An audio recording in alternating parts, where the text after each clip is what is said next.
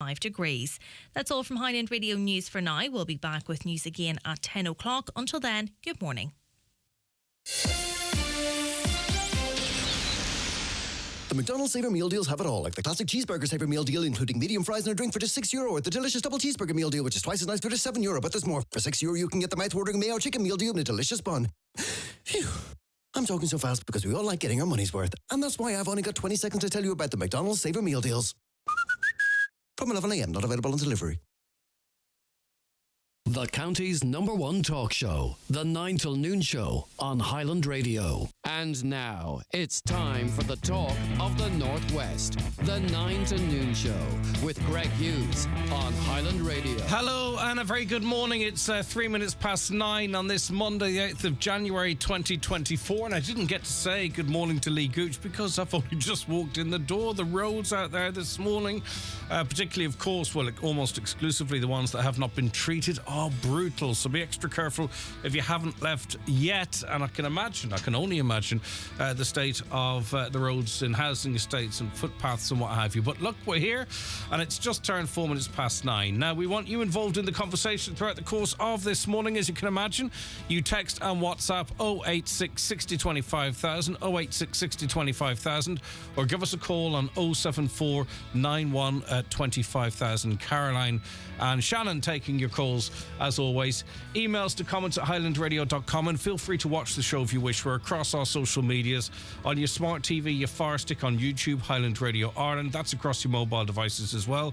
And on Facebook, Highland Hub, Highland News and Sport. Right, let's look at the front of some of the papers this morning. We'll start with the Derry People Donegal News as major road improvements get underway on the busy McGrory's Bray outside Ballybofey. The local Chamber of Commerce said the short-term pain for businesses and motorists will be a long-term gain for the Twin Towns. Work on the long-awaited improvement project on the main Donegal Town Road began on Friday morning via a stop-go traffic management system now in place. When complete, a new hard shoulder will be introduced, rounding off extensive improvements from Ballybofey to McGrory's Bray. And the question is always, has been for me, is why did they not, when they were improving that road, go on up the Bray in any case? But it's going to be done now, and primarily, I suppose, it's the safety of cyclists and other people using the roads, so it will be worth it, but there might be a little bit of pain between now and then.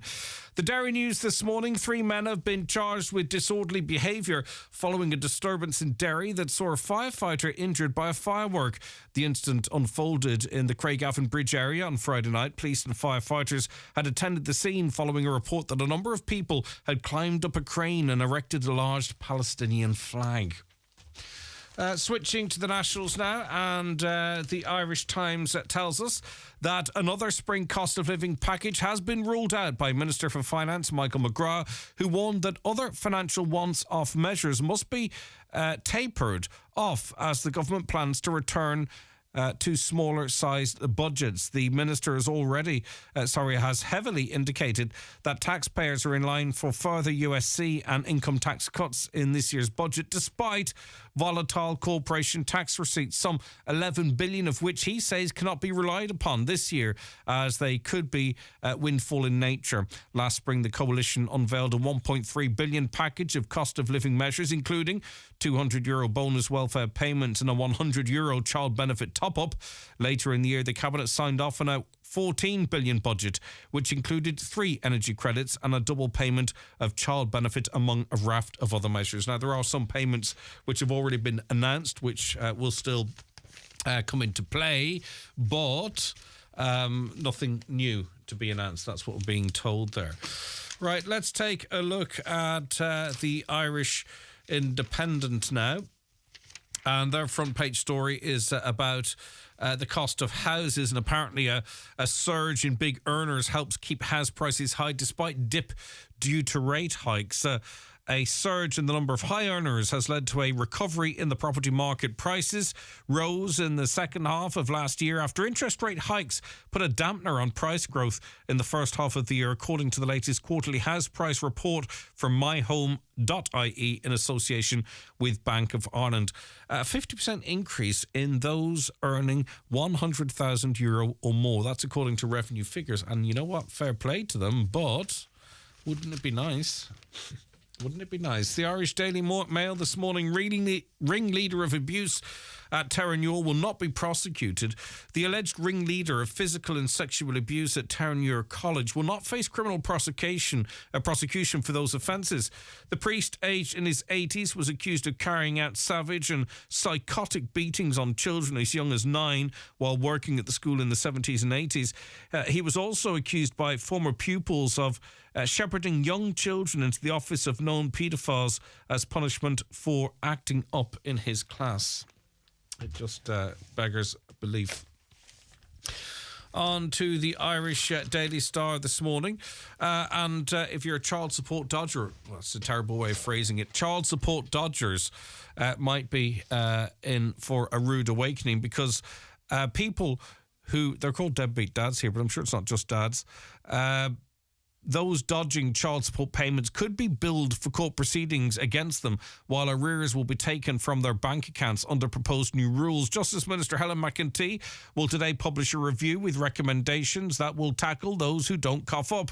It was carried out to examine how the current system can be improved and contains 26 recommendations with 3 different approaches: consensus, compliance and deterrence. Some of the deterrence methods include the paying parent having to cover all costs associated with enforcement proceedings, allowing for recovery of arrears from tax refunds, and allowing for regular or lump sum deductions from their bank accounts. That's Ms. McEntee's latest measures coming down the track.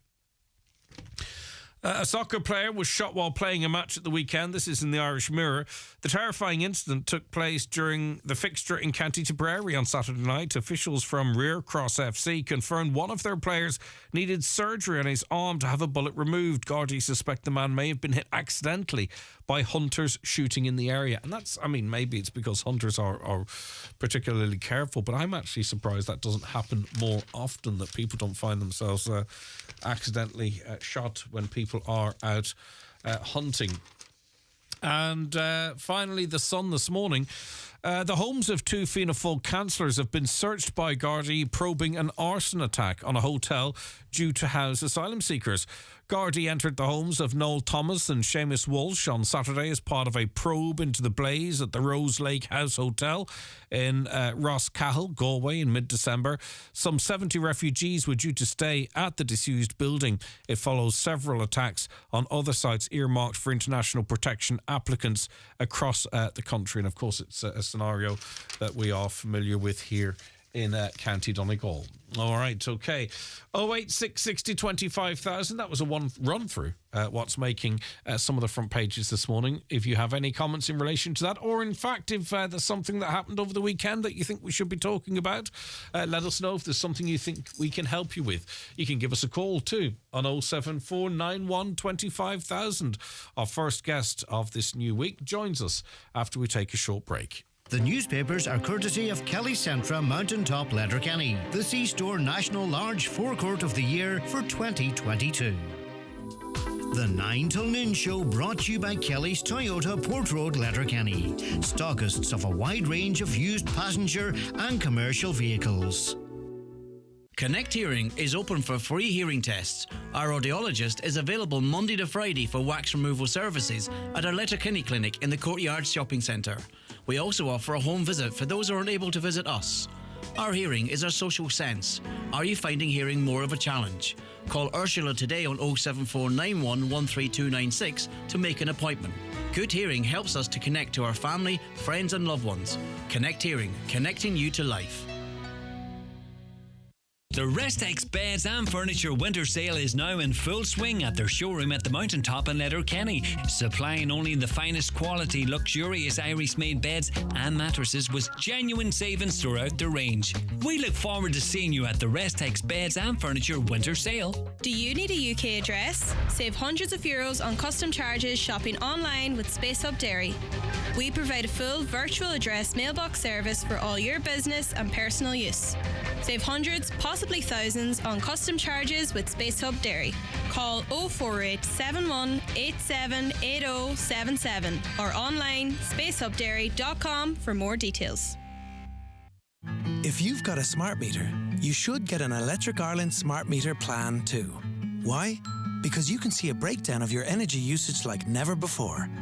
From heating, cooking, lighting and more. Now you can find out exactly how much electricity you use by hour, day and type of appliance, making your usage clearer and your world brighter. Sign up to a smart meter plan at electricireland.ie. Smart meter required, T's and C's apply. Highland Radio time checks with Expressway. Travel Route 32 from Letterkenny to Dublin when you book online and travel for less. Expressway, bringing you the time at...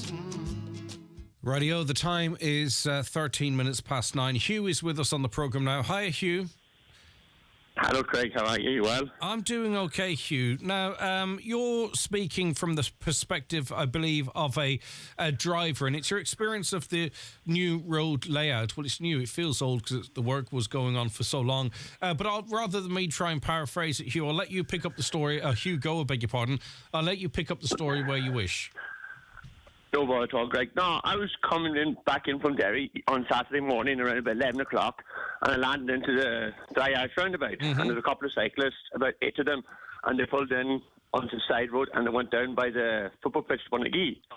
So I continued on my journey down, heading to the Polestar roundabout, and passing Robert Keyes's, coming into Kelly's Toyota garage, or the car sales place, and I seen a van ahead of me with a trailer on, and he veered he was on the left-hand side, and he went onto the right-hand lane. So I said, Jesus, I looked at his trailer, I said, he's got scrap on, so he must be going to the pit. So that was grand. Anyway, the car behind him then, purple car, I think it was, the same car did the exact same thing.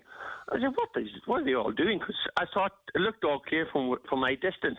Then I noticed why they were doing it. There was a cyclist bang on that dual carriageway, cycling on it. Now, there was a lot of money spent on that road, and there's a cycle lane provided for that cyclist, yet she or her was not using it.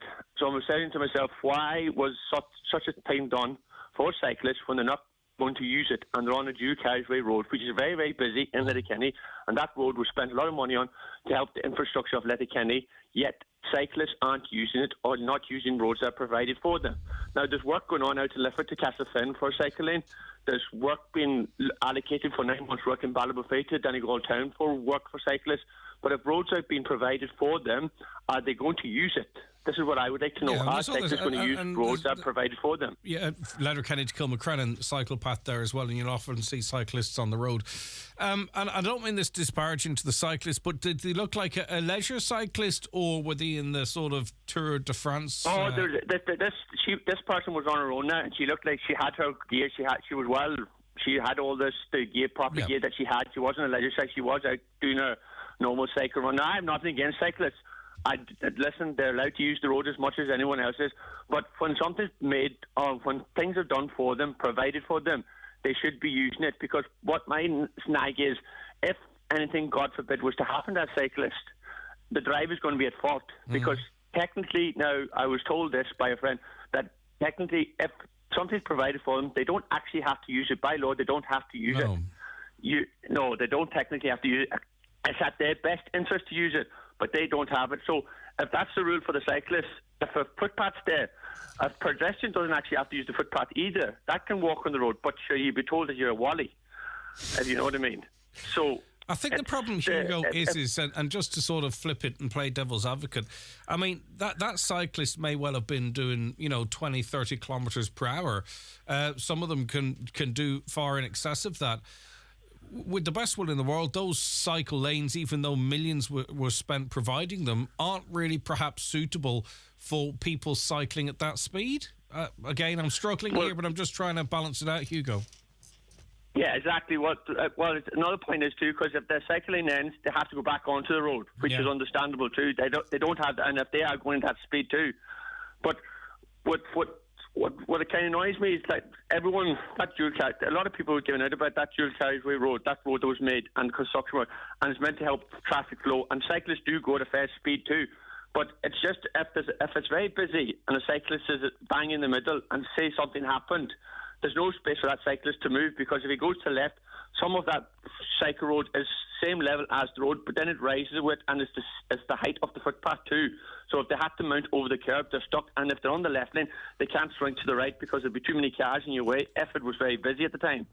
And if there was that road which is constructed, which I think is a great job, but I have wee question marks on it. If it was very, very busy, emergency services wouldn't get through. If there's cyclists not you on the road too, that cyclist is stuck. He can't get out. He has to veer to the left to get away out of the trouble to let an emergency service go through. It's not that. It's just I just found that when money's spent on something and trying to help people and giving a service to cyclists and motorists and people that are walking and people aren't using it, there was no point in doing it in the first place. Yes, this caller points out, and I suppose it is a fair point as well. Like, say, for instance, that cyclist that we're talking of, just using them as an example, say they wish to turn right on the roundabout, i.e. coming in the road you'll talk of, but they wanted to go to the Mount Errigal, for an example.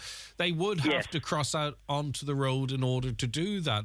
This is the problem you see with the infrastructure. It looks good, but in practical terms, if you're cycling fast, or if you've got narrow tyres, you know, there might be stones or chips on the new cycle paths that you don't want to come off your bike on, or, you know, the road is not designed that allows you to cycle if you want to use the roundabout, unless you're on the road, if that makes sense. Sorry, Hugo. Yes, that does make sense, because it's for them bicycles or bikes that they're using are very expensive, and they do have the 10 tyres, and they would have to do that. But I was looking last night when I went through the post around it. They would have to go right round because the cycle path does take you out to Aldi's and out that there's a continuous road. But if you're not going that way, you do have to come off and go right round the roundabout to get out to the Mount Errigal, and you'd have to go, which makes it more awkward too for them, because when they have to cross 2 lanes of traffic to get right round the roundabout and go through,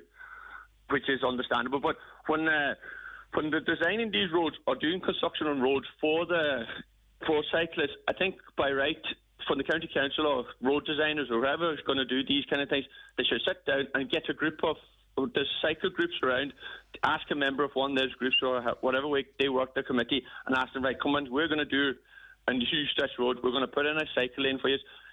What do you want us to do? How can we make it better for you as cyclists? And discuss it with them instead of making a big, massive road, but not talking to people about it. You see, or I groups that they're trying to provide it for. I think really, Hugo, the reality is those cycle lanes are just if you want to have a wee scotch up the road. You know what I mean? I don't really think road cyclists or cyclists that are members of club, and again, I'm open to correction and the lines are open for everyone. I don't think they're for them, because I think they need to probably be on the road. Probably not. No, and that's so. Then you wonder, well, what was it all created for? Because we still have 4 lanes going into Letterkenny. You know, we were chatting to a fella in the 70s who was late for his wedding, stuck on the 4 lanes, and he says nothing has changed since. But you're saying we're not actually really maybe putting the proper infrastructure in for cyclists. You're on the side of cyclists to some extent here, Hugo. Yeah. I used to cycle myself a lot, and I know what it's like for cyclists when and especially when the Galtech area where it's tight, there's tight roads, and you got big lorries and 2 big lorries meeting each other, and cyclists doesn't have much space to move about, and you're very tight to the side, which I do understand from cyclists. When I was young, I used to cycle a lot, so when I see them doing these kind of things, I say, yeah, that's good, but they have to make it done right to suit. A cycle lane should be the same as a road, and it should be on the same level, and that's your area, and that's the cars. Let's batter on and work away. I mean, you'd know too. Cycling is very popular. You would know too. They should be looked after. Yeah, Hugo, I was going to say, you'd know too, from the west, from the west going into Dunloe and what have you. There's a fortune spent in a new road there, and there's the cycle lanes there as well. But they're probably not suitable for the type of bikes that we're talking about, if the truth be told. Could be, yes. That could be the situation. All right, yes. All right, Hugo. Listen, we'll see what the listeners think. I don't know what the solution is. I never expected club cyclists to use those cycle lanes, if I'm honest with you, because we've talked about it a few times on this programme. But we'll see what other people think. Very interested to hear from cyclists as well. Thank you, Hugo. Good Monday morning to you. Same to yourself, Greg. Bye-bye. Thank you. Okay. A caller says, cyclists are a rule unto themselves. They do as they please and at times pay very little heed to the rules of the road. Car owners pay road tax, and sorry to sound like a broken record, but cyclists pay zero. So in my mind, car owners have more rights to the road than cyclists. I would say there's very few cyclists that aren't also motorists as well, and they pay, your road tax doesn't go towards the roads anyway. That was introduced to pay for water, so they are paying for the roads through general taxation. To, again, playing devil's advocate, and I would say the majority of them are car owners as well, but I respect your point of view. Maybe the footpath was covered in ice, so maybe the cyclist had no choice for their own safety. That's it too. We've no real footpath de-icing system, do we? I heard on the way in a lady walking to school with her children on the Secret Sound, and you'd want your wits about you, wouldn't you, walking on the footpaths. Hi, a fortune was spent on the new road outside Dunloe for a cycle lane. The cyclists don't use it by coincidence. That's exactly the point I was making there to Hugo. Big congratulations to our own Michael Hart. We spoke to Michael Hart at the time. I can't remember precisely why we spoke to him. Was it because he was shortlisted? Anyway, he is a picture editor. He's a movie editor operating at an incredibly high standard. And he was the editor of a Michael J. Fox movie called Still. And he's a Golden Globe winner. Outstanding Picture Editing for Non-Fiction Programme 2023. A wonderful, huge achievement. Hopefully, at some stage, we'll get a chance to speak to him. Obviously, that all happened in the United States, and time differences and maybe celebrations, I don't know. We don't want to be disturbing him now, but hopefully, before the end of the week, we'll get a chance to celebrate the success of our own Michael Hart, doing himself, his family, and the county and country proud there. Hi, Greg. I've been waiting for my driving test since July. I've been diligently checking the driving test wait list. I check every week. Last week I checked and it said that I would be invited to book my test at the end of January. Woohoo! But every time I check the wait times, they vary by a few weeks. I received an email yesterday to book my test. I had 10 days to book it or I'd be put back on the waiting list. The furthest away I could book was the 2nd of February. I just want others to be aware in case they think they have an extra few weeks to prepare with lessons. And you're spot on there. I'm delighted that you got the invite. I do understand from checking for other people in the house that the invite time could vary, but you're quite right.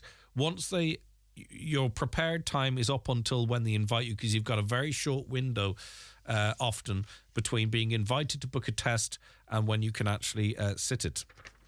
But anyway, listen, you know what? Maybe it'll suit you better. Put you under a bit of pressure, I hope. And I'm sure you'll be successful. I was in the Bank of Ireland recently. I worked part-time in Northern Ireland and full-time in the South. I had 2 checks to lodge. They couldn't lodge my Irish check. I had to use the machine. They could take my sterling check, but not my Irish one. I asked the man at the counter, could I not just give it to him as I was at the desk? I work up in Swords, and they were able to take both my checks in the Swords branch, so it's not a national thing. I don't use Revolut myself, as I like to keep Irish jobs. Revolut don't support Irish jobs. If I go to the self-service checkout, I cost somebody their job. For every self-service you use, somebody loses a job. Well, I've spoken to people in the industry and they say that that's not the case, but I respect your view as well. All right, we're going to take a very short break. Stay right where you are. Watch the show live now on YouTube, Facebook and at highlandradio.com. The 9 till Noon Show, brought to you by Kelly's Toyota, where you can care for your car with Toyota Relax, giving you a year's warranty with your service. Terms and conditions apply. The McDonald's Saver Meal Deals have it all, like the classic cheeseburger Saver Meal Deal, including medium fries and a drink for just €6, or the delicious double cheeseburger meal deal, which is twice as nice for just €7. But there's more. For €6, you can get the mouth-watering mayo chicken meal deal in a delicious bun. Phew. I'm talking so fast because we all like getting our money's worth. And that's why I've only got 20 seconds to tell you about the McDonald's Saver Meal Deals. From 11 a.m, not available on delivery. Make more meals for less with Dunn Stores, where you'll save in the aisle with ingredients for a warming, budget-friendly vegetable curry. That's sweet potatoes, just 49 cents each, and 44-cent chickpeas, simmered in curry spices and 95-cent coconut milk, all from the Dunn Stores range. Make 4 servings for just €5.74. Download the app now and get a 5 off 25 welcome voucher. Dunn Stores, always better value. Terms and conditions apply. Voucher can be used on next in-store grocery shop of €25 or more. Winter sale now on at Cherrymore Kitchens and Bedrooms. 10% off all purchases for a limited period. T's and C's apply. See in store. Book a free consultation today in our Donegal Town showroom on 074 97 25 822. Luxury kitchens and bedrooms at affordable prices. Expect more and get more at Cherrymore Kitchens and Bedrooms. A public interest message from Donegal County Council. Donegal County Council would like to remind farmers that the closed period for the land spreading of slurry does not end until the 1st of February. Every effort should be made to manage storage capacity until then by diverting clean roof or storm water to drains and water courses and keeping it off soiled yards. Please make sure that silage pit channels are kept clear or seepage from manure is collected and diverted to a holding tank for land spreading when the slurry spreading season reopens. Clean water is in everybody's best interest. Donegal County Council, protecting your environment. Brian Adams is back on tour in 2024. Join Highland Radio on our trip to Dublin to see the man himself at the 3 Arena on Tuesday the 21st of May 2024. Your trip includes luxury transfers, bed and breakfast at the 4-star Carlton Hotel Blanchardstown, your standing ticket to the show and a shopping trip to Dublin city centre the following day. Find out more on the outlet at highlandradio.com or call us on 074 91 25,000. And you are very welcome back to the programme. And in studio with me this morning is Garda Inspector Seamus McMonagle, because very unfortunately we have to make an appeal for information following a fatal collision which occurred at Illistrin outside Letterkenny on Friday evening. Thanks for joining us this morning, Inspector. I do appreciate your time. As much as you want or is helpful to the investigation, what can you tell us about what happened and how the public can help? Greg, on Friday evening there was a fatal road traffic collision on the N56 at Illistrin. That's the main road between Letterkenny and Kilmacrennan, a very busy road. This happened around 7 p.m, involved a car and a pedestrian. We're appealing for witnesses to this collision to come forward. People who may have CCTV in private houses or businesses along the route, or indeed people who may have been driving and would have dash cam footage. Now, quite a number of people have already come forward and provided great assistance to us, and we'd just like to appeal if there's anybody else out there, which we believe there are, who could be of assistance, to contact us. Again, Milford Garda Station is dealing with the matter. 074 9153 060 and the Garda confidential line at 1800 666 111. What do we know about the young woman who very sadly lost her life? Sadly, a 22-year-old female, Leila Hussein Ali, lost her life in this incident. Leila was a Somali national residing in Ireland since March 2023. Her family, she had relatives in the UK, they've been notified, and they're actually here in Letterkenny at the moment. And we're giving them, again, there's been a family liaison officer appointed by the Gardaí, and we're giving them what assistance we can. Incredibly difficult time for the family, and I'm sure those who got to know Leila over her time here. In terms of what the public can help with, it would not just be the incident in itself, it would be any times around it as well, because I don't think we as the general public really maybe sometimes get a full understanding of the extent of an investigation. This is a very, very thorough investigation to determine all the circumstances. Yeah. Where the incident happened at approximately 7 p.m, Greg, we're appealing for people who may have been on that road between 6 p.m. and 7:15. Now, we are aware that there were pedestrians on the road, on either side of the road in that period. So again, if you saw those pedestrians or any pedestrians on the road, or indeed the people who were walking themselves, if they could contact us. Yeah, and indeed quite distressing for anyone who may have witnessed that. So it might take them a day or two just to process that, but you're inviting them, if they haven't already, to come forward. Yeah, that'd be fully understandable, and at this stage they're welcome to call to us at any stage and speak to us. Yeah. Seamus, it's already we saw a terrible loss of life. One life we know is too many, but a terrible loss of life on our roads last year, and it's been a very worrying start to this year as well. And it's all road users, and this is not now to speak of this incident now, because I would never be disrespectful in that regard, but I would have to speak to you more generally, if that's okay. Motorcyclists, push bike riders, pedestrians, car drivers, commercial drivers. We're seeing collisions involving all of those, some serious collisions, others fatal collisions. We really don't want another year like last. Indeed, Greg. And unfortunately, the start of the year has been somewhat tragic. I haven't got the exact statistics, but I'm led to believe there's in the region of 7 fatalities on the roads in the first 7 days of the new year. I take this opportunity again, as I always do, to reiterate the points as regards safety on the roads. And again, that's for drivers to please slow down, drive at an appropriate speed. I'm running like this morning when there's frost all over the roads. Forget about the speed limit. You should be driving way under the speed limit no matter what road you're on in Donegal this morning. Again, don't be taking drugs and drink and getting in to drive a car. Wear your seatbelt at all times and be very careful with the use of mobile phones or indeed other devices that distract you when in a motor car. Now, also at this time of year, we always make a point of speaking about pedestrians. And again, we'll reiterate that point this morning to say if you're going out walking socially or for whatever reason, make sure that you're wearing fluorescent clothing or high visibility clothing of some description, or at least even light coloured clothes. Now, I know there's, again, I've addressed it here on a number of occasions. People say, I hadn't got a top. Like high visibility clothing, a simple yellow top with a fluorescent stripe, you get them in all the major supermarkets, and they actually are quite cheap. They're not expensive, and they're available in every Garda station in the country. So I make an absolute serious appeal to people. If you're going out walking, whether that be in an urban environment or in the countryside, please wear some high visibility clothing.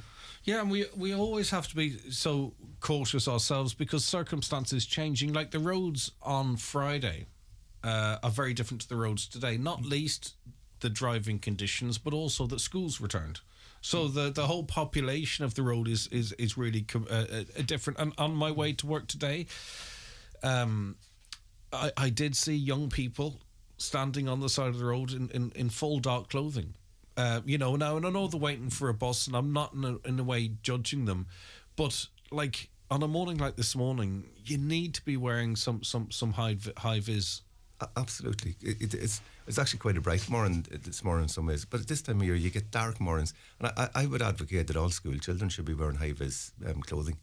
Even if they're waiting, as you said, all the time, yeah, they're not because they're either going in or coming out when it's dusk or dark. And it's so simple. And a lot of the schools have these in stock anyway. So I can't see, for these years, these months of the year in particular, I think all children really should be wearing high vis clothing. And the purpose of all of these conversations, as always, Seamus, and my God, we would love to come to a point where we never have to have them, but unfortunately, that may not be the case. These are already 7 or 8 families that have had someone ripped from them. You know what I mean? And it takes a long time to come back from that. If you ever, your life will change forever, those that are left behind. We just want to avoid that as much as possible. And it's not just for the deceased in any incident. I'm speaking in general here. There's so many other people involved in these incidents. People get life-changing injuries. Even those who may not have physical injuries are traumatised, and sometimes traumatised for a very long time by these occurrences. People who witness these events, they're not directly involved at all. It can be hugely traumatic for those. So, like the amount of people, on average, that are affected by any one incident like this, it can be dozens, literally. And just back, and I'm speaking as a motorist as well, but just back to when we would have been having this conversation 10 years ago, 15 years ago, and we were talking about mobile phone usage. We might have been talking about answering your phone or sending an SMS, the old school type of stuff now, but the mobile phone is your music, it's your Snapchat, it's your TikTok, notification after notification.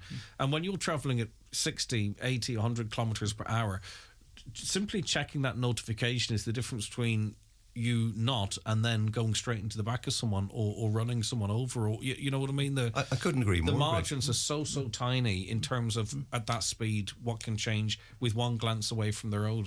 And you speak of the old style mobile phone, that was you'd answer the phone, you had it to your ear, that was it. But now it's a mobile computer you have there now, and I say even in the new cars, the amount of distractions are there on the dashboards. You're forget about the actual phone itself. You can do any number of things on the computer, on the screen in front of you, and like that. It's so I'm beginning to speak about distraction devices rather than actually mobile phones alone. Because there are so many distractions in a car at the moment, and you just like if you're traveling even at 50 kilometres an hour, you take your eye of the road for a second or 2 seconds, you've travelled 30-40 metres up the road.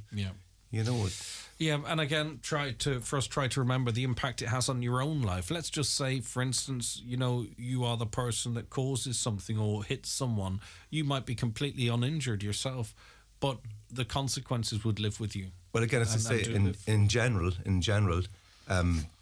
incidents of a serious nature involving fatalities or serious injury, it's not just those who are directly involved who are affected or traumatised by it. There's a huge wider circle of people affected by it. Yeah, and Seamus quite rightly pointed out there, in our general conversation about what we all can do to make our roads a little bit safer, it's not in any way a commentary on any recent tragedies whatsoever, but it would be remiss of me when we have Inspector McGonigal in studio not to try and get that message across again. So unrelated from the warnings that we've been putting out there, just to return once again to the investigation into the death of that young woman in a crash near Letterkenny on Friday evening. Any information, any dash cam, any video footage, if you witnessed it, please get in contact with Gardaí at Letterkenny Garda Station, I presume. Milford. Milford, I beg your pardon. Or Letterkenny. Exactly, but it's Milford that are leading the investigation. Or the Garda Confidential line. Is there anything, Seamus, that you wish to add just in conclusion? No, just to reiterate the message one final time, I'll keep it very simple. Slow down. Use appropriate speed. Okay, thank you so very much indeed. And as Seamus said, his thoughts and our thoughts, and I'm sure everyone's thoughts, are with the family of and friends of that young lady who very, very sadly passed away on Friday. The 9 till noon show brought to you by Kelly's Toyota Port Road, Letterkenny. Home to a wide range of Toyota commercial vehicles. Your perfect business partner. Well, Grace, how are you today? I'm good. I've just been down to the Made to Measure Fireplaces showroom in Creasla. They have an incredible selection of over 40 colours for kitchen worktops. And guess what? For a limited time, they're offering a 40% discount on any electric fire when you purchase a worktop there. 40%? That's an amazing deal, Grace. Absolutely. And trust me, if the discount alone doesn't sway you, their huge selection of fireplaces, stoves, wood pellet burners, beams and stone cladding certainly will. Contact Made to Measure Fireplaces Creasla on 074 91 38 365 on Facebook, Instagram and on mtmfireplaces.ie. You're useless. Worthless. I look after the money because you're a dope. You'd be nothing without me. Nobody cares about you. That's what abusers tell us. It's all lies. You deserve to be safe, and when you ask for help, you will be heard. If you're living with domestic or sexual violence, support is always here. Visit alwayshere.ie or call an Garda Síochána. Brought to you by the Government of Ireland. Do you need a little extra help staying in your home? At Bluebird Care, we offer a wide variety of QMark-approved personalised home care services across Donegal. And our fully trained and committed staff will always meet your care needs with kindness, compassion and dignity. To get your personal home care assessment plan, visit bluebirdcare.ie or call our care team today on 07491 29562 and bring care home. Own your car from the start. At B&S Credit Union, you can do just that with a flexible and affordable car loan. Our friendly and experienced team will make the loan process easy and will be delighted to help you. Visit bnscu.ie or free phone 1800 290 390. Loans are subject to approval, terms and conditions apply. B&S Credit Union Limited is regulated by the Central Bank of Ireland. Highland Radio weather updates brought to you by Grant. Building a new home? Choose Grant's A++ rated Airona air-to-water heat pump and Uflex underfloor heating. Visit grant.ie. Okay, so today's weather: frost, icy patches, mist and fog in many parts this morning. These will slowly clear with brighter sunny spells developing. It'll be dry apart from a few showers in the east. Well, the further east you go, it shouldn't trouble us here in the northwest. Temperatures of 3 to 5 degrees. Now, tonight, well, it's going to be very cold, mainly dry with a widespread sharp frost and icy patches. Some patches of mist or fog too. Lowest temperatures down as low as -3 degrees, and winds will be light. So we're going to see a lot of that over the next wee while. Just a couple of comments here before we're joined by our next guest. I worked in retail for 30 years before my family lost their business. We were called to get self-checkouts in. For every self-checkout, 5 jobs are lost in their experience. Okay, thank you very much for that. The road is lethal. Cars coming down from mountaintop flying. It doesn't help where walkers are out in the dark, in dark clothing. It's very hard to see these people walking. If you're walking, wear something bright. Seeing plenty of teenagers on motor scooters in rural areas like Newtown, Cunningham, going on the road and up the pavement and not wearing any high-vis clothing, which is just a collision waiting to happen. I drive the roads around Gweedore. More needs to be done about the pedestrians not wearing high-vis when out walking. It is shocking. Can anyone answer me? Cars are to leave 50 metres distance to a cyclist. Is the same clearance for cyclists overtaking cars in traffic lanes genuine question? All right, it's 1.5 metres, isn't it? Yeah. No, that thing where cyclists go up the middle, I don't know if there's any rules against that. Cyclists should be required by law to use cycle lanes when one is available. There are roads throughout Ireland that cars don't want to use. However, we have to use them. There should be no difference for cyclists. Another, on the new road subject, the road markings are very hard to see on the approach to Polestar roundabout from Derry. It is a bit messy, but if you don't actually look too hard and you know where you're going, you can see it, if that makes sense. Hi, Greg. They're called vanity cyclists. I'm not going to use them lanes. I think there's more to it than that, but I understand where you're coming from. Why is there the start of a greenway or something with big metal posts outside the council offices in Letterkenny? Talk about the road to nowhere. What a waste of money. Don't know what the story is there at all. Right, I think I can go to Andy now. Hi, Andy. How's things? Are you well, Greg? I'm doing all right, okay. And, coming into work this morning, for the most part, I really only have to worry about roads that have been gritted. But as a school bus driver, it's very different for you guys out there. And there's a big expectation on you to deliver, i.e. to be out on the roads unless it's absolutely impossible to do so. What's it like for you as a bus driver? It wasn't too bad this morning. The roads are dry, and if you take your time, and you're chatting there, but folk having taking their time on the roads and that, and if everybody takes their time, at least if you had a wee wet patch, if you're going slow enough, you'll get through it. But it's not too bad. The biggest problem I had this morning was housing estates. Yeah.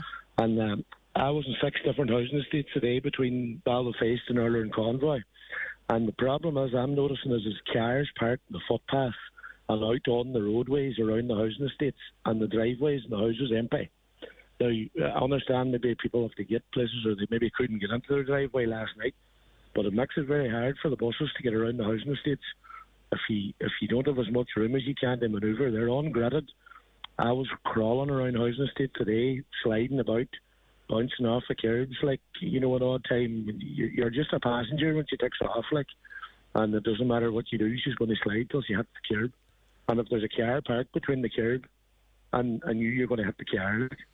Yeah, I'd say it's nerve-wracking, Andy. Squeaky bum time, as Alex Ferguson might have described it at one point. And you think the drivers are up to not to park where they can? I don't know, because I can't imagine what the scenario is. But you're saying they're avoiding parking in their own parking spaces and leaving the cars out on the road. I wonder, is that?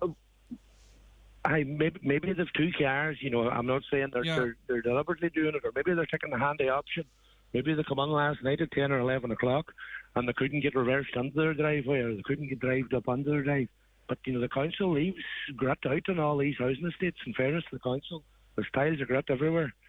It takes a couple of minutes to throw a lot of grit down, or even kitchen salt. If you've nothing else, go into your house and get kitchen salt and throw it down your driveway. You'll get out of the drive. It might take 5 minutes longer, but just put the cars on off the roads. It would give us a wee bit more room to manoeuvre in the morning, because there was one housing estate and I couldn't get to the house, and the mother had to walk her son up to the bus, and it's not an easy walk on bad roads. Yeah, I'm sure. Okay, well, listen, it's food for thought, because I think maybe there's an awful lot of motorists that don't realise it. But you're going in there, probably one of the first vehicles on those roads, and after a night like last night, they can be treacherous.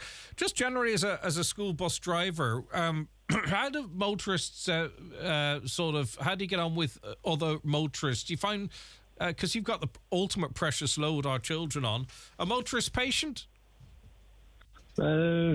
Not very patient now when you're heading into Letterkenny, and as you know, the traffic's bad in Letterkenny, if I'm not keeping up with the speed limit, or sometimes if I'm not breaking the speed limit, there's people passing me. Like, you know, and I would be below the speed limit all the time, and there's people passing you like you're stopped. Yeah.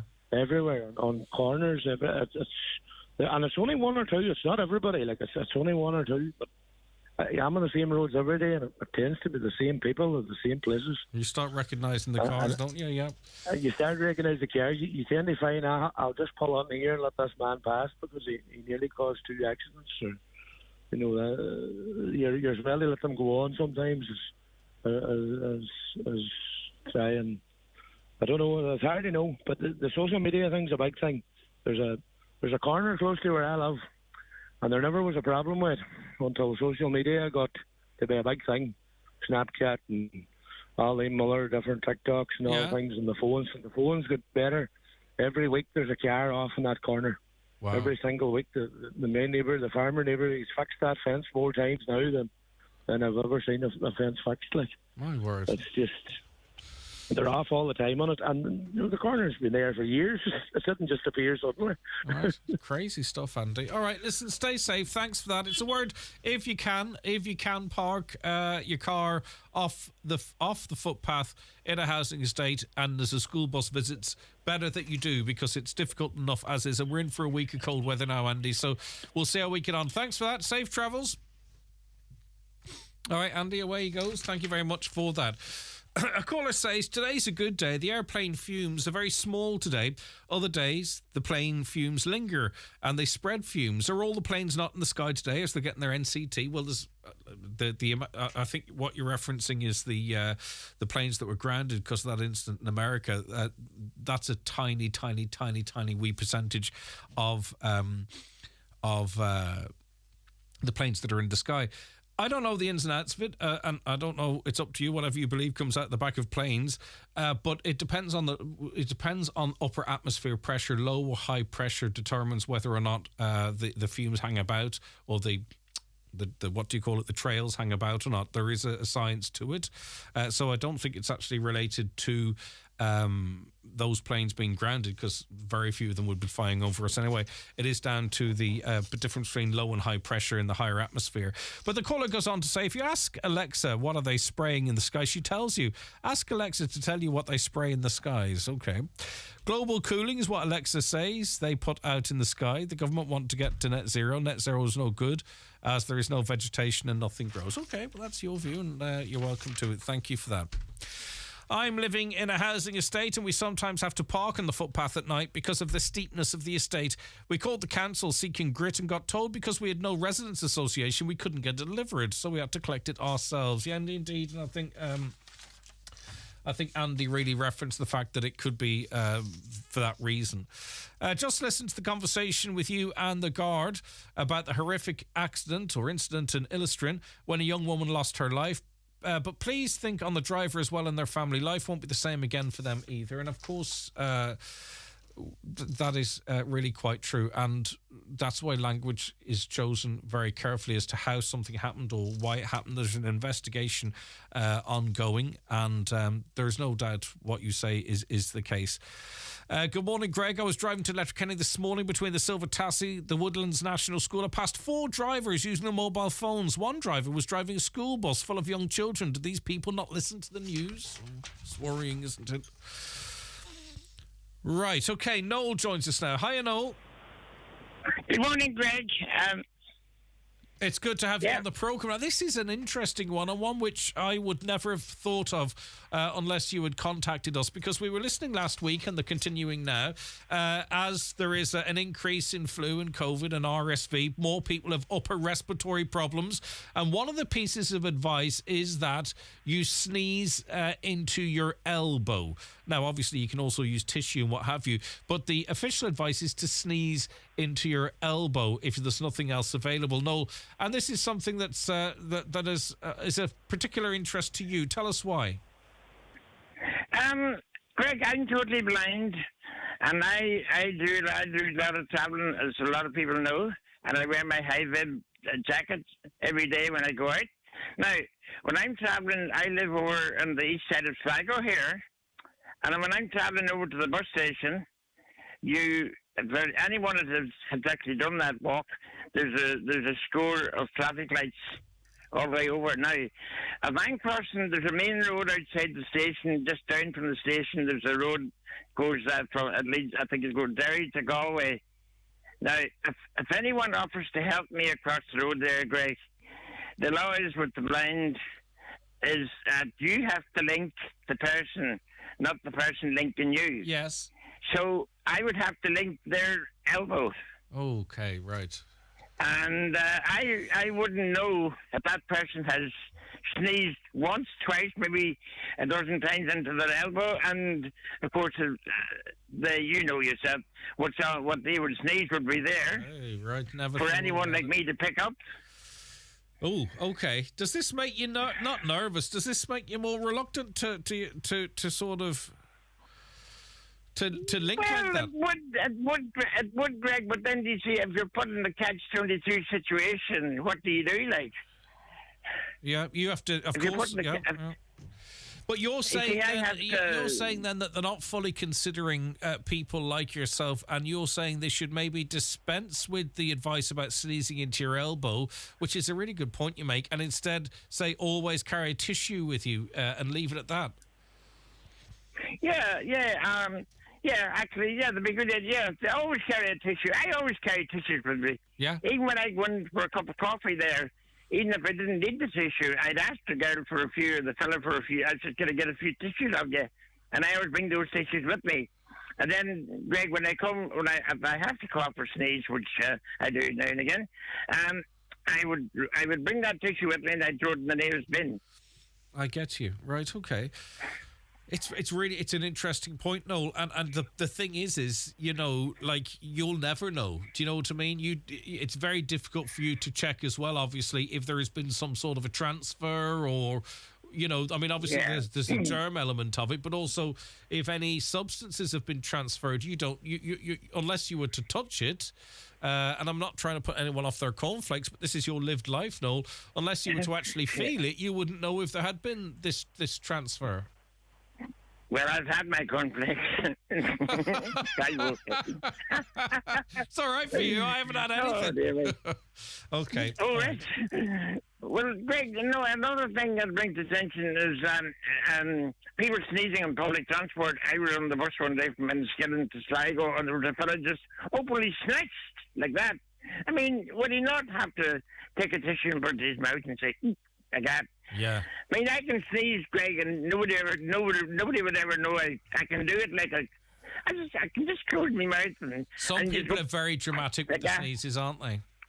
Yeah, they are. But this fella just sneezed openly, and I said there was about 40 million viruses went from one end of the bus to the other. Okay, exactly. No, listen, thank you very much. And you're listening to us down in Sligo, is that right? Huh? You listen to us from Sligo? Oh, I get you. Oh, yeah, I bring you everywhere to go. I used to get you on the FM radio. I used to listen to Tommy Rosney, and he used to play the requests for myself and my friends here. I still listen to Tommy, but the wind damaged the aerial on the roof, and the fellow that used to do my maintenance for me, he sadly passed away. So I can't get anyone to go up on the roof now and fix the aerial. So I bought myself a little mobile phone with... and a little app on it now, so I can bring you up and I can go everywhere and anywhere. Brilliant. Well, listen, it's great to be with you. Bring you everywhere I go, I'll bring you with me. And the only thing is, I can't listen to you when the good thing is, I can't listen to you when I'm on the phone to you, which is a good thing because you get a lot of feedback from the radio. Yeah, well, plus the fact you are the radio as you're speaking to me, so you can get off the phone and get it back on again. No, listen, it's food for thought, and I'll tell you, it's funny, you know, unless you are in the position that you're in, you would never think about something like that. So thanks very much, Noel, for educating us. I'm just thinking, Greg, before I go, I'm just thinking, if people come on, like from the health board or anything, make them aware of it. Because I've been on a few radio stations about this. Make them aware of it that it is dangerous to sneeze into your elbow for people like myself that have to use guidance across thoroughfares and motorways. You have my word. I will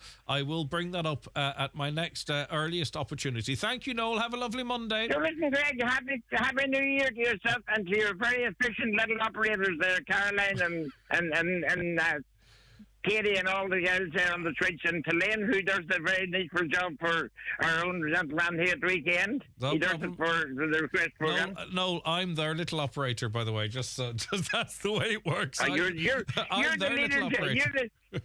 You're the leader, Greg. I used to know your Tyrone years ago. He used to be reporter up in our part of the country here. That's right. Yeah, I was too. I used to work for Northwest Radio as well. I remember you on the. I remember on the little set-up radio they had before we got our government radio stations all over the place. All right, great stuff, Noel. Lovely memories. Thank you so very much indeed. We'll be back with more after the news and obituary notices. The 9 till Noon Show brought to you by Kelly's Toyota, where you can now test drive the new Toyota CHR, combining standout styling, an engaging drive and class-leading efficiency. If you've got a smart meter, you should get an Electric Ireland Smart Meter Plan too. Why? Because you can see a breakdown of your energy usage like never before. From heating, cooking, lighting and more. Now you can find out exactly how much electricity you use by hour, day and type of appliance, making your usage clearer and your world brighter. Sign up to a smart meter plan at electricireland.ie. Smart meter required, T's and C's apply. Expecting a baby in 2024? Then get to Cool Kids Sligo Winter Baby Sale with up to 50% off selected prams, pushchairs, car seats, nursery furniture and high chairs. Cool Kids Sligo, your premier destination for baby equipment in the Northwest, will take a deposit and deliver for free nationwide. Shop online at babyaccessories.ie. Muff, Lousy Bush, Straggle Willy, Legwee Fottrin, Duty's Bottom, Stripsy, Willy Rogue Isle, Pullingtown, Terman Feckin, Killy Willy. Gowl. Over the years, not all our town names have translated beautifully from Irish to English, but they're still beautiful places to explore, especially in a Skoda. Skoda. Let's explore. Your local Skoda dealer is DMG Motors, Clar Road, Donegal Town. Call 074 9721 396 or visit dmgmotors.ie. Are you tired of waiting for treatment or surgery? Did you know you can receive immediate treatment across the border under the new NI planned healthcare scheme at potentially no cost? Donegal patients are still being treated with us at Kingsbridge Private Hospital Northwest post-Brexit. The process is easy and our dedicated team will help guide you through it. So why wait? Contact us today to find out how you can skip the waiting lists and receive treatment in Northern Ireland. Visit kingsbridgeprivatehospital.com, because life matters. We've one planet and it's ours to protect. From repairing to swapping to creating and recreating. Learn the changes you can make every Tuesday at 12:30 to live a little greener. Tune into Ours to Protect on Highland Radio with me, Donna Marie. Ours to Protect is brought to you by Highland Radio, the IBI and funded by Commissioner Mann with the television licence fee. Check out ourstoprotect.ie for more information. Live, on air, online and on the Highland Radio app. This is Highland Radio News. Good morning, I'm Michaela Clark with the news at 10 o'clock. Gardaí have renewed their appeal for information following the death.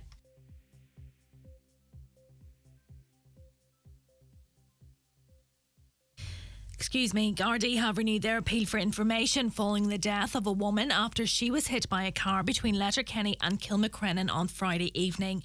22-year-old Layla Hussein Ali was pronounced dead at the scene at Listrin. Inspector Seamus McGonigal is appealing to anyone with information to come forward. We're appealing for witnesses to this collision to come forward. People who may have CCTV in private houses or businesses along the route, or indeed people who may have been driving and would have dash cam footage. Now, quite a number of people have already come forward and provided great assistance to us, and we'd just like to appeal if there's anybody else out there, which we believe there are, who could be of assistance, to contact us. It's understood foreshore licences to allow works totalling over €7 million being carried out at piers in Donegal have been signed. The monies allocated for Burton Port, Bombay, Glengad and Rathmullen were on hold awaiting the approval of the foreshore licences. The projects were due to commence before a deadline of November 2023 to ensure funding could be drawn down.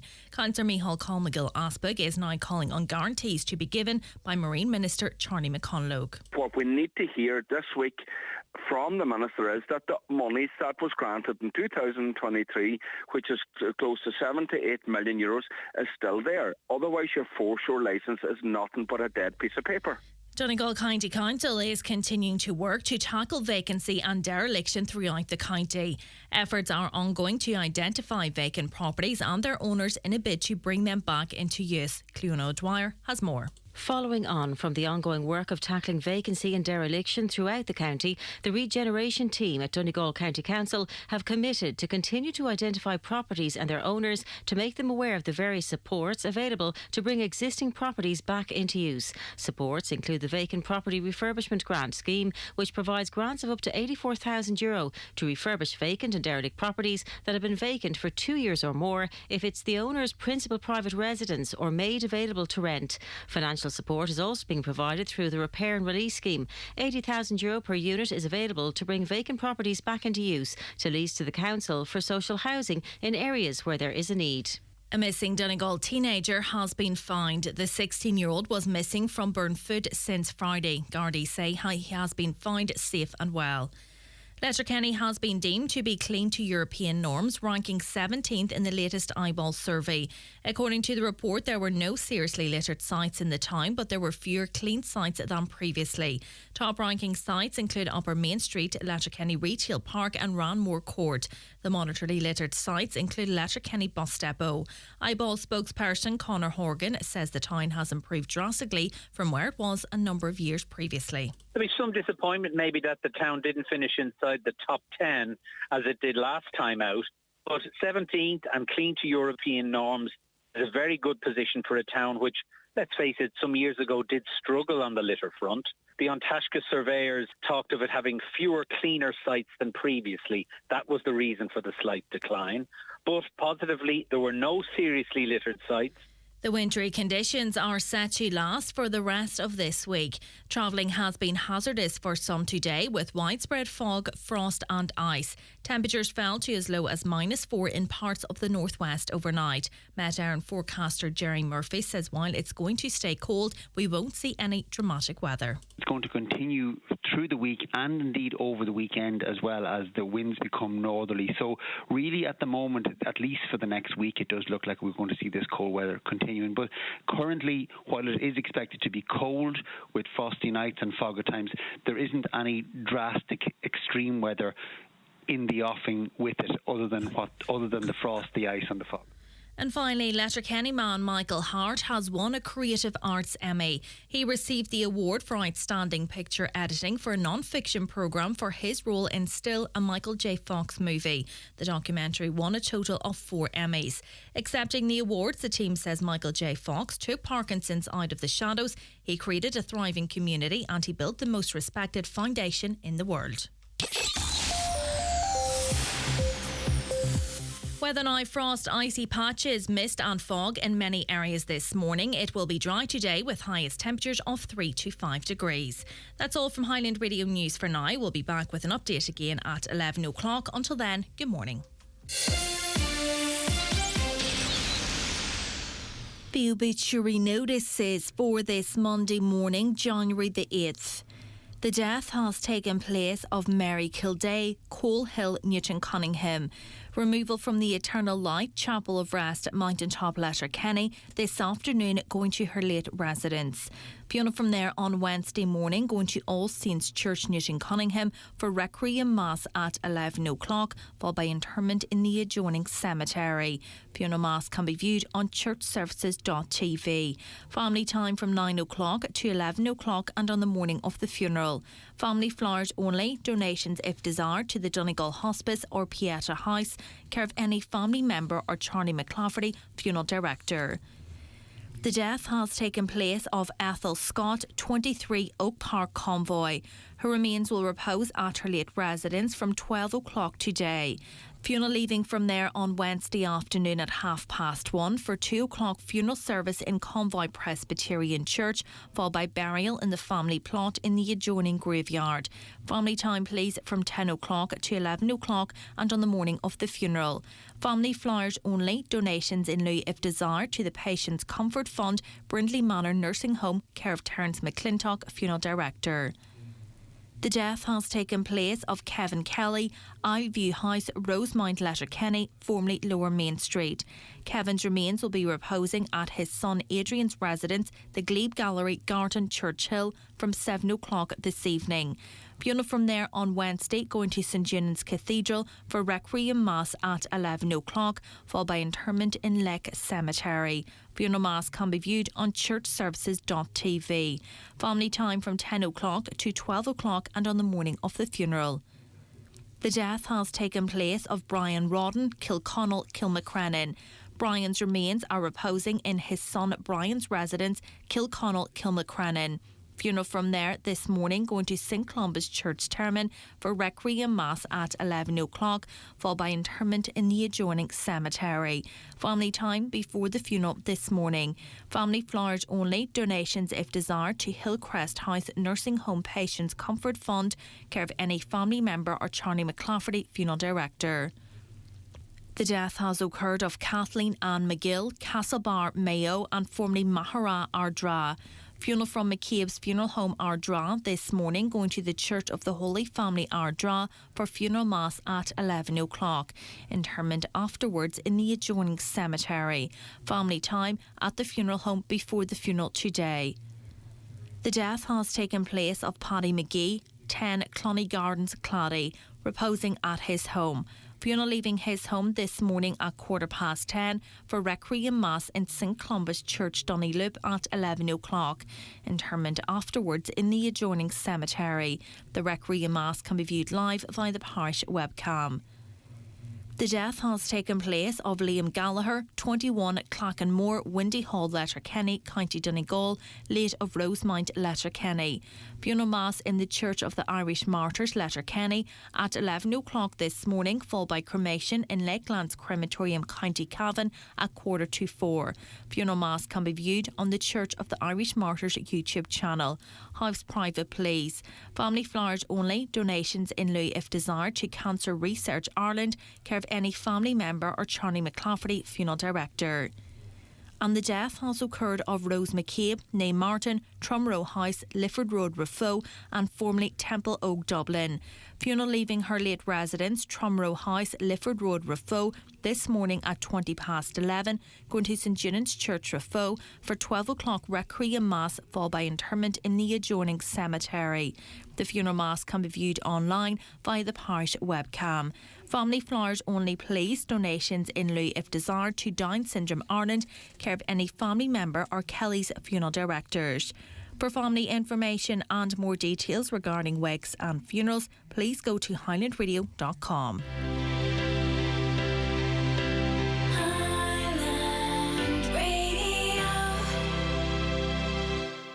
It started with a rusty bike. I was clearing out the garage and I found my old one that I hadn't ridden for years. So I searched how to fix up a bike on TikTok. I found loads of videos on there, like how to fix a chain, change the brakes and mend a puncture. That led me to a video about local bike routes around Manchester. Turns out there's a nice one that goes past work, so I started cycling in. Now it's only me that's a bit rusty. It starts on TikTok. All right, you're very welcome back to the 9 till noon show. We're into the second hour for this Monday, the 8th of January, 2024. I hope you're very well indeed. Just have a few notes to say that roads that weren't gritted or treated remain really quite dangerous this morning. So just if you're venturing out, do so with care. Hi, Greg. The Galdonna Road pops up again. As a bus driver, I was told it was being gritted by my counsellor, and I went up with 55 children on my bus, and it wasn't. Okay, we'll check into that because those routes are the routes that are gritted are widely available. Hi, Greg. I used to love Revolut as I found it very handy for transferring money to family and friends. Unfortunately, I've abandoned my account as I got scammed and lost a bit of money. I couldn't get through to any customer services and I never got my money back. I found the service so appalling that I now only use a traditional bank. Okay, well, I use Revolut in a specific way, which works for me in that, yes, for transferring, it is incredibly handy. And it's instant, whereas if you're with an AIB bank and an Ulster bank and it's a Saturday, it can take a while to get through transferring from apps with, the pillar banks. But I never have that much money in it. So, God forbid I were scammed, it would always be for, well less than 100. I've never had that problem, but I do, particularly with the junior accounts as well, I do find it very useful. Staying on the issue of money, we got this contact from a listener and threw it up on our socials over the weekend, and it reads as follows. I was in a shop recently and I noticed a lady to be very upset after she couldn't get cash back. I knew immediately that she was a victim of domestic abuse like I used to be. Back when I was with my husband, this was the only way that I was able to have my own money, as he controlled all the bank accounts. I used to tell him that the groceries cost more. It's very sad to see that you can't get cash back when there are some people that desperately need it, and it's the only way they can get money. Wow. Okay, so this former victim of domestic abuse spotted the signs in this other person, and that was one of the little things that change in life, like the getting rid of public phone boxes as well. That would have had an impact in this area as well, because people's mobile phone or landline usage is being monitored. And back in the day, if someone needed help, they could do so with a public payphone or wanted to speak to someone privately. But anyway, we posted that on our social media and listeners responded as follows. Sinead says, this is so disturbing to read. If this is the case, I just hope this lady gets the inner strength and outer encouragement to make the change. Laura said, please keep cash in circulation. For this reason, if we lose it, our children will be the ones in this position. All too powerful corporations and governments will be their controllers. I hope this lady finds the strength and courage to break free of her abuser. And lots of people saying how sad it must be if this is the case. I'm sure many shops do cash back. I know one shop that does, if she's ever shopping there. Petrol stations do too. James says, sad reality is that most shops don't have cash to give back. It's nearly all card payments. And a couple of pointing out that a couple of the main stores don't do cash back. And Louise, one particular listener, stopped shopping there. Imelda, yes, it's terrible. They'll try and control in many ways. Finance is a big one. It's sad, but it is true.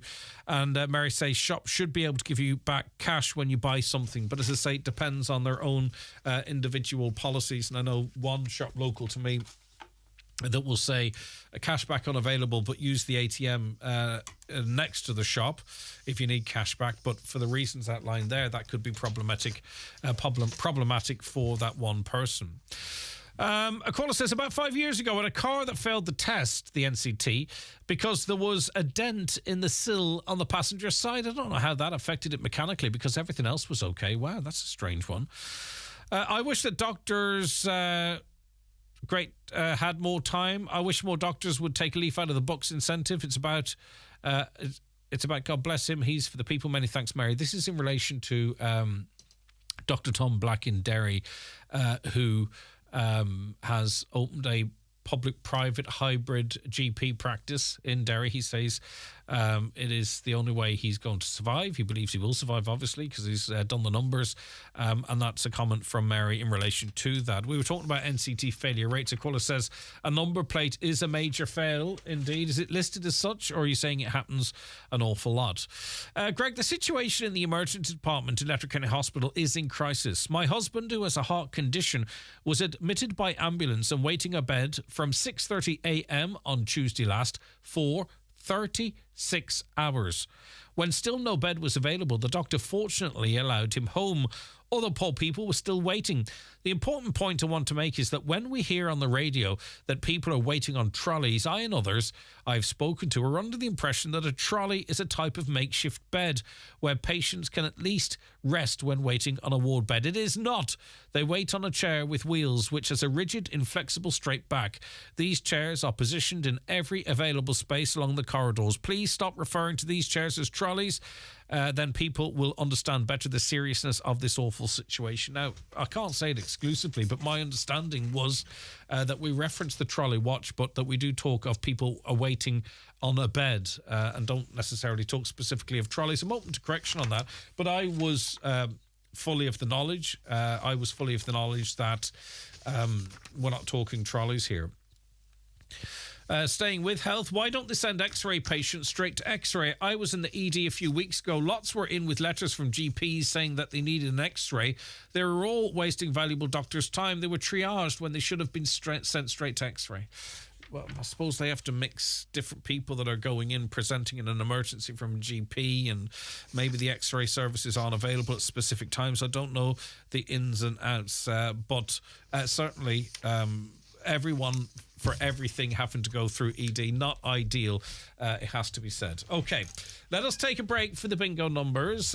We'll be back with more in the 9 till noon show after. It's time for Vision Ireland Bingo on Highland Radio.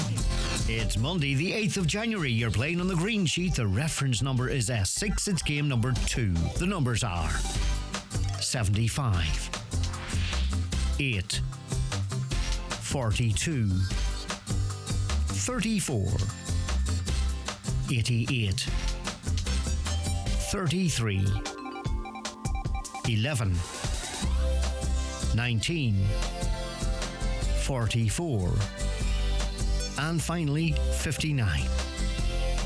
Phone your claim to 910-4833 before 8 tonight, leaving your name, contact number and the name of the shop where you purchased your book, and we'll call you back the next working day. Get all your Vision Ireland bingo information at highlandradio.com. So you're saying mental health difficulties can be smaller things? Yeah. Like trouble sleeping? Yeah. Or if I'm always stressed, like? Yeah. Or often anxious? They're all part of your mental health. Thought those were separate. Nope. They're all connected. Hey, how do you know all this anyway? Sure, I've been there myself. Anxiety, ongoing stress, low mood or trouble sleeping, they're all part of your mental health. Make the connection and find support that can help at yourmentalhealth.ie from the HSE. At Hickey Clark and Langan Insurance Brokers, they compare quotes from all the leading insurers, so you get a great price. Home, motor and van, farm, holiday home, travel and liability insurance, they quote them all. So if the worst happens, you're covered. For a competitive insurance quote today, call Hickey Clark and Langan on 9126688 or pop into their office at Ballymacool, Letterkenny. Hickey Clark and Langan General Insurances Limited, trading as Hickey Clark and Langan, is regulated by the Central Bank of Ireland.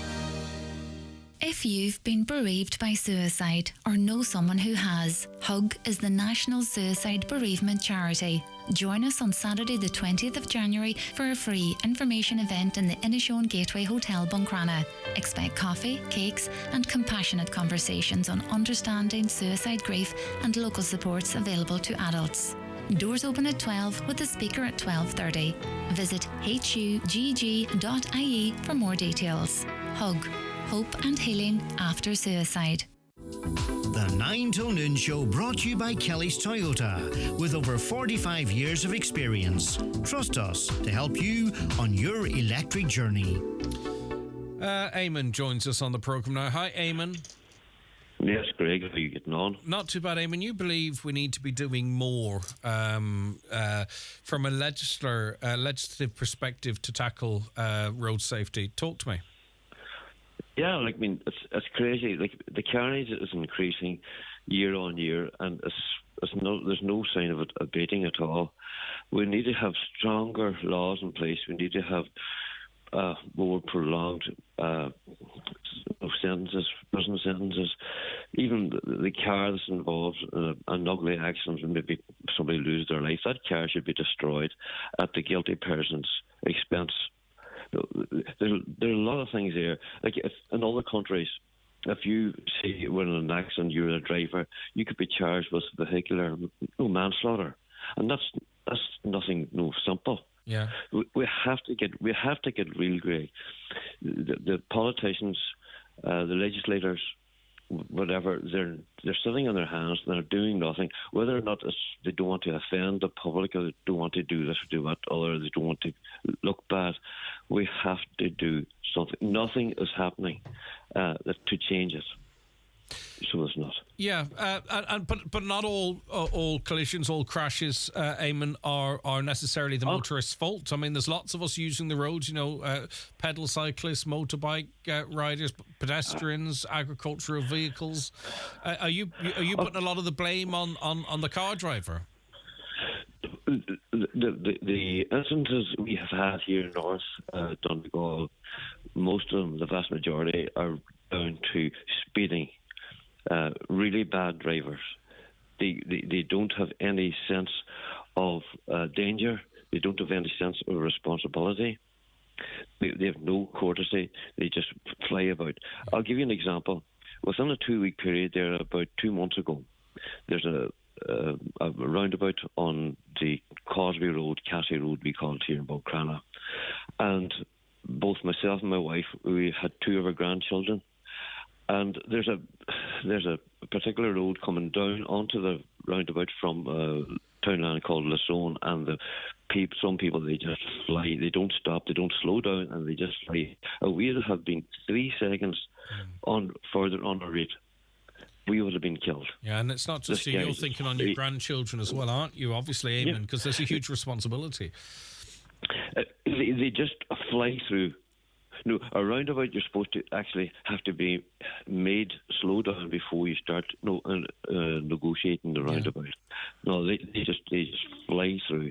And as I say, it's about 2 weeks beforehand, my sister-in-law and her husband were coming down from Derry, and they were coming from the opposite direction, but the same thing, that road from Lisson, they were coming down there and they were flying. And even when you're walking down that road, you see them coming up there, drivers, they have one hand on the wheel and they have another one on a phone, whether they're texting or reading the text or whatever. They have no understanding what it does to drive a vehicle that can kill. And that's basically what you're talking about. And Eamon, there's lack of education. There's some talk about, and I think because it was a wee bit notional that they're not going to go ahead with it, but increasing penalty points and fines at bank holidays and what have you. Would you be of the view that we need, if you're found to be on your phone, if you're found to be speeding, do you think there should be tougher punishments for those offences? Of course. Like, how far would you go? Of course. Custodial. You have to have custodial sentences. People have to go to jail for this sort of thing. As I said to you, in other countries, you would have a vehicular manslaughter charge, maybe set in front of you, and that's nothing simple. We have to do something. Nothing is changing. And things are getting worse. Is the problem? I mean, things are going in the wrong direction. Yeah, but when are things going to change? When are people going to wake up? The people that are in power, the legislators, the government, the politicians, and then hand that on to the guards and say, "Listen, Gardaí, you have the power to do this." Like, I'm not talking about a draconian state here. I'm talking about protecting innocent people driving about in their daily business.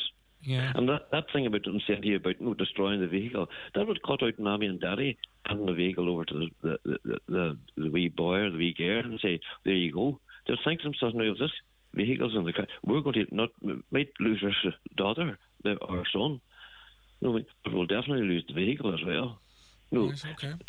We're going to have to do things, Gray, because nothing is happening. All right, it's a hard one.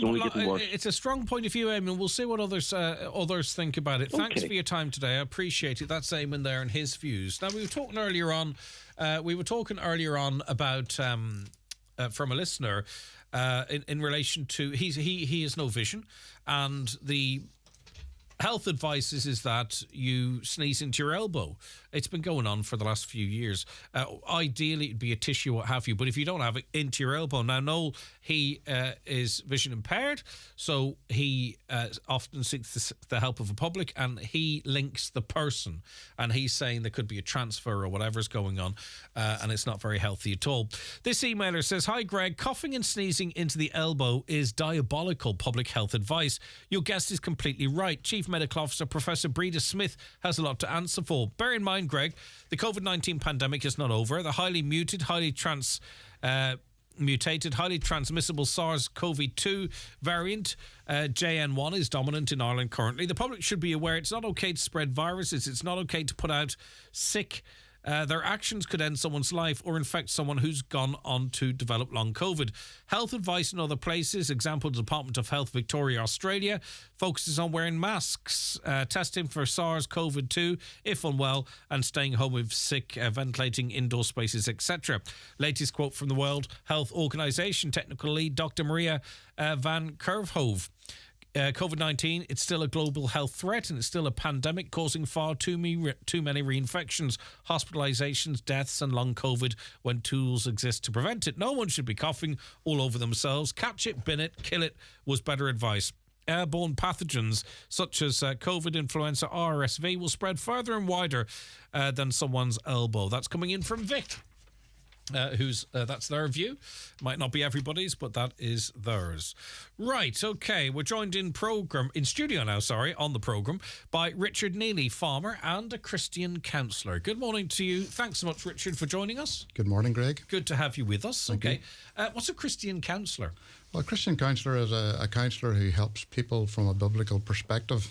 We integrate biblical principles and what the Bible says into their problems and their issues. It's the models that we use are very similar to secular counselling, but we just bring the Bible into it, and it's about faith and having belief in the Bible and belief in God. Do you find that people with a belief are more inclined to engage in Christian counselling, if that makes sense? Or Oh, definitely. I mean, I believe that all our issues are spiritual issues, and the Bible has got so many ways of speaking into people's lives, and I suppose I'm there to facilitate that and help them work out what issues they're going through. Yeah, it's an interesting initiative or a description, Farming in Faith.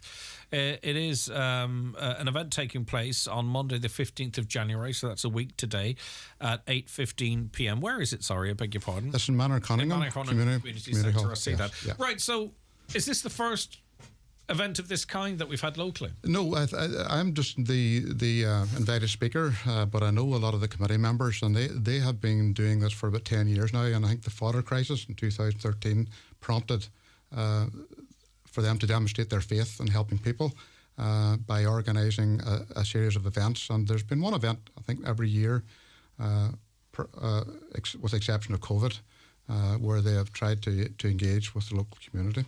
You're speaking or examining emotional health issues in a changing farming environment. Talk to me a little bit about that. Well, yes, it was prompted by a survey that was a national survey that was conducted by Professor Louise McHugh, who is the School of Psychology. It was conducted through the University of Dublin. There were students that were involved in an agricultural science course, and a lot of them opted for the mental health module.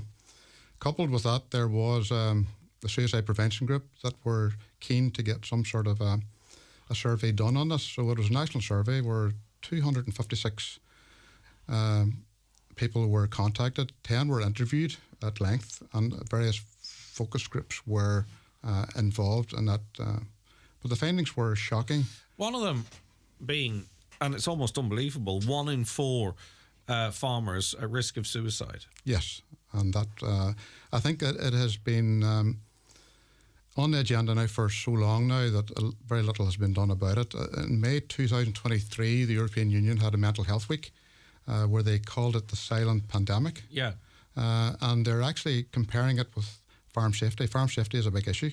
Now they're saying that equally mental health of farmers is equally as big a problem. Yeah, and obviously this was a study on the farming community, but you do wonder sometimes how representative it is of the wider community as well, because farmers are of the community. What are the triggers that would leave 1 in 4 farmers at risk of suicide? What is what is weighing on them or concerning them, or what is it something particular to farming? Well, the top 3 stressors in that survey was government policies designed to reduce climate change. Farmers feel that they're being targeted, that they're being blamed, that they're being shamed. The second was outsiders not understanding farming, which I suppose really links in with that, and concern over the future of the future farms and their families. And I think, I don't know how to phrase this, you're a farmer, so you might do it better, but there are other trades or industries like farming, but it's a business, but it is all of you as well at the same time, isn't it? It's who you mix with, it's what your family probably did, and their family before that, and family before that. There's a lot of pride there.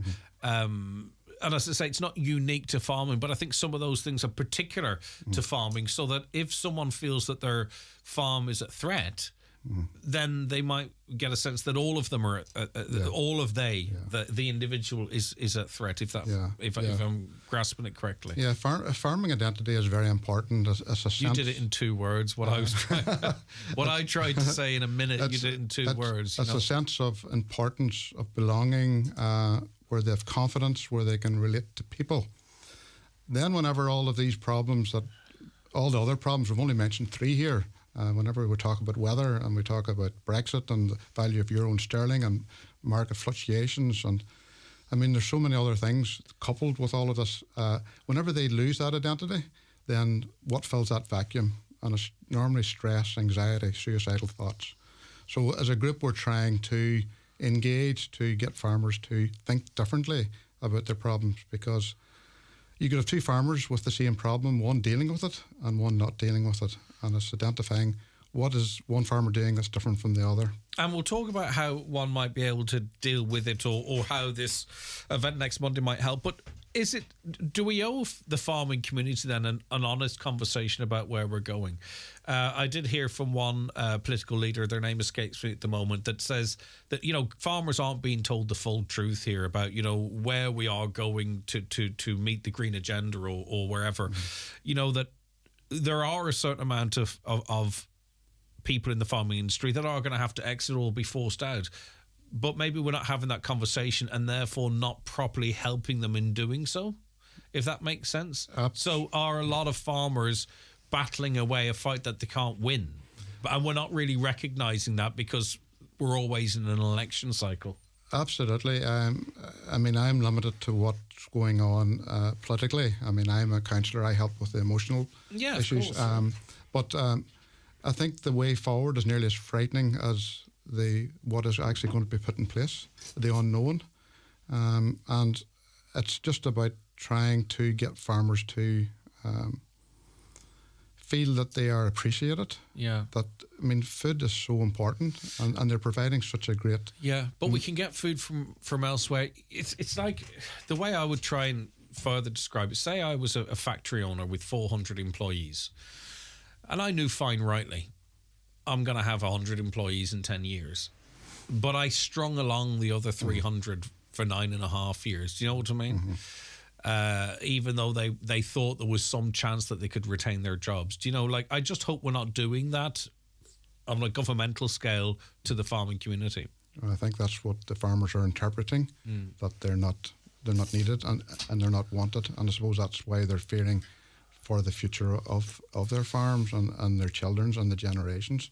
Because, I mean, the identity of a farmer is very much ingrained into the cultural heritage of this rich country. 100%. And even the farming techniques are very much part.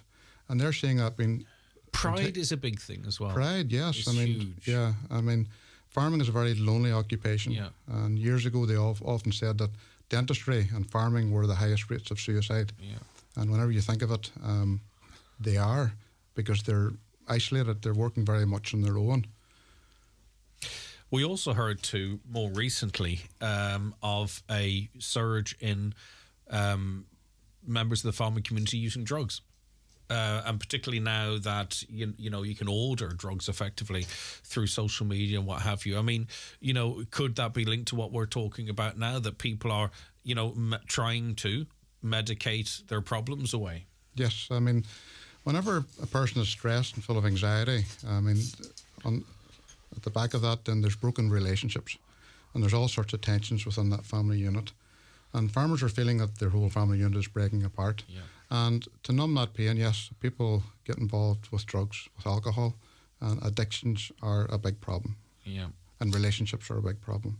Right. So, I mean, there's always hope, though. Okay. So I've kind of painted quite a difficult landscape, but it is a reality for an awful lot of people out there.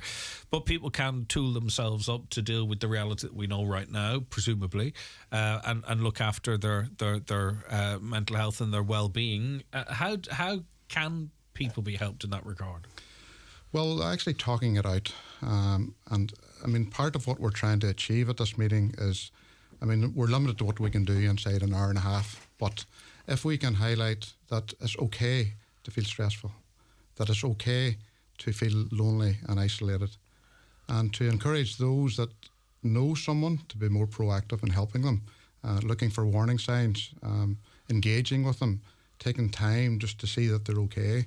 I mean, these are small things that farmers can do within the community, and that's the sort of things that we can achieve. And do you think the farming community is perfectly sort of reflective of general society? Are they less likely to engage and have those conversations, more likely, or just the same as the general population? I think, well, some elements could be the same, but generally farmers are very independent. Yeah. They're very proud people. But I think we need to realise that stress is something that can't be packaged, can't be touched. It's only people who are engaged in stressful thinking, and it's trying to change that thought pattern and look at their problems in a different way. I mean, I can't change their circumstances or policymakers.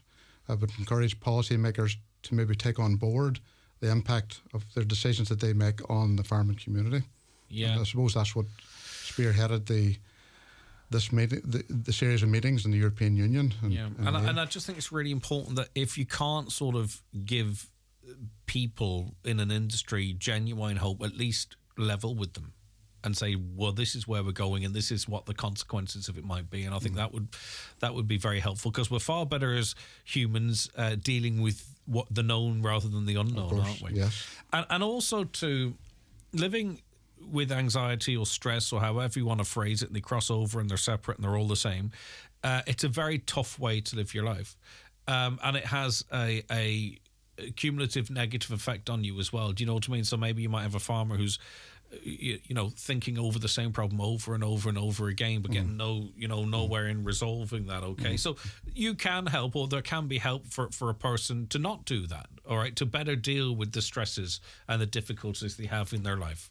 Yes, I mean, it's all about looking at the situation and trying to challenge those false beliefs that they have adapted through maybe just the family structures, that they can't do it this way or they can't do things that way.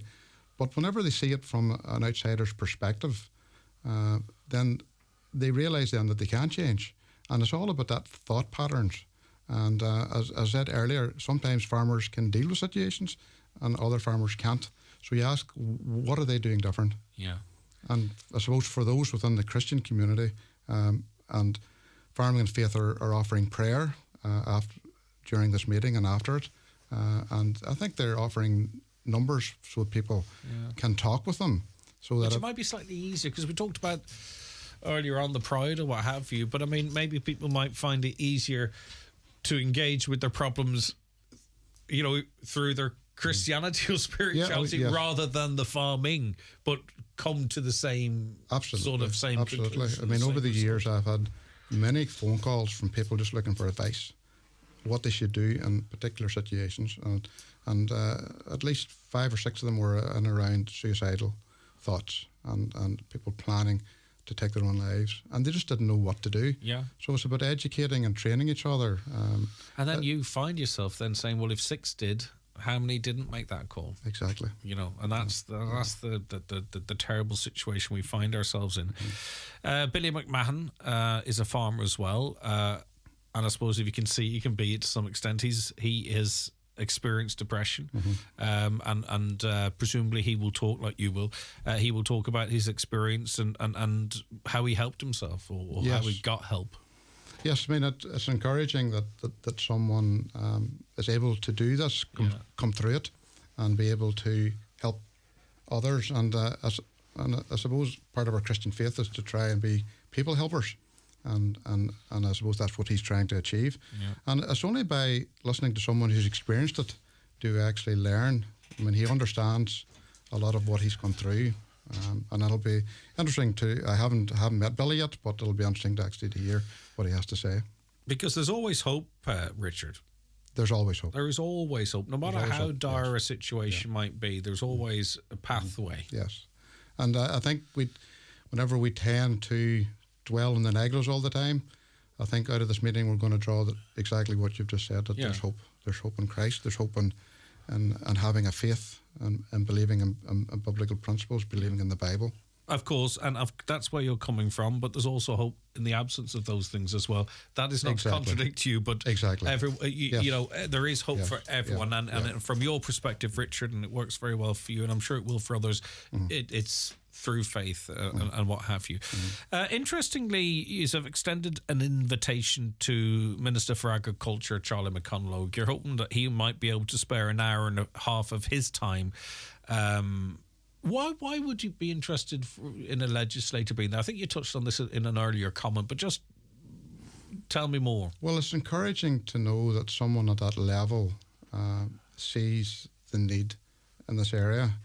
I mean, these men are busy, and they're busy with other meetings. But as that meeting in Europe highlighted, mental health is just as important as farm safety. So it's encouraging that he's going to attend. I think that will send out a message. Is he going to attend? I think he's planning to attend. Lovely. That'd be good. Only if he's called away on urgent business. Yeah, but up to now, you have a penciled-in commitment. Yes, and that's nice, and he'll be made very welcome. Yeah. Yes, policymakers need to see what's going on the ground and the effects of their decisions. Okay. Well, everybody is welcome. It is a meeting taking place next Monday. Now, everyone's very busy, of course, but we hope you take some time out of your busy day, or maybe start planning now that would allow you a couple of hours from 8:15 p.m. next Monday in the Mannicunningham Community Centre. Speakers include Billy McMahon, as we mentioned, a farmer, and he's going to talk of his experience of depression, and Richard, who we've been listening to, Richard McNeely. Sorry, I think I dropped the Mac when I was introducing my apologies, Richard. Richard McNeely, who's a farmer and a Christian counsellor who will examine emotional health issues in a changing farming environment. And everyone is welcome, is the message, Richard. Thank you very much. Okay, thank you so much for that. And maybe if you want to send us a reminder, we'll give it an announcement next Monday. Any initiative that helps to support people in these challenging times. So just to remember that a survey by Professor Louise McHugh found that 24.3% of farmers were at risk of suicide. So there's a huge concern about the mental health issues of farmers, and it's been described too as a pandemic. Okay, Richard McNeely, thank you so much for your time. Thank you very much, Greg. Watch the show live now on YouTube, Facebook, and at highlandradio.com. The 9 till noon show brought to you by Kelly's Toyota Port Road, Letterkenny. Stockists of a wide range of used passenger and commercial vehicles. Hey folks, step into style at Grant's Shoes Buncrana. Fitting shoes for nearly 100 years. Big winter sale now on. Discover the latest trends for men, women and kids, all under one roof. Quality footwear that speaks volumes. Echo, Skechers, Bugatti, Una Healy, Riker, Clarks and many more. Grant's Shoes Buncrana. Big winter sale now on. Visit us today on Main Street Buncrana or check us out online. grantsshoes.com. The TUI Live Happy sale is here, with savings of up to €250 per booking. Free child places, even in the school summer holidays. Plus low booking deposits from €50 per person, with holidays to suit all budgets. Relax and get booking. TUI Live Happy. Offer T's and C's apply. It's the Right Price Tiles and Wood Flooring half-price sale. Get up to 50% off all tiles. Wood flooring, bathware, cladding, everything's reduced. Tiles from only $8.99 per square yard and wood flooring from only $11.99 per square yard. Right Price Tiles and Wood Flooring half-price January sale is now on. Don't miss the BAFTA award-winning comedian Michael McIntyre's brand new show, Magnificent, at the SSE Arena Belfast on Friday the 31st of May 2024. As always, Highland Radio make it easy for you as we look after all your needs. We will provide luxury transfers, overnight stay at the Clayton Hotel Belfast on a B&B basis, your ticket to the show, shopping time in Belfast City Centre.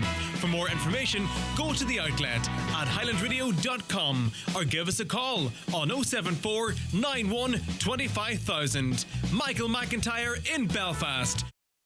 The 9 till Noon Show, brought to you by Kelly's Toyota, where you can care for your car with Toyota Relax, giving you a year's warranty with your service. Terms and conditions apply.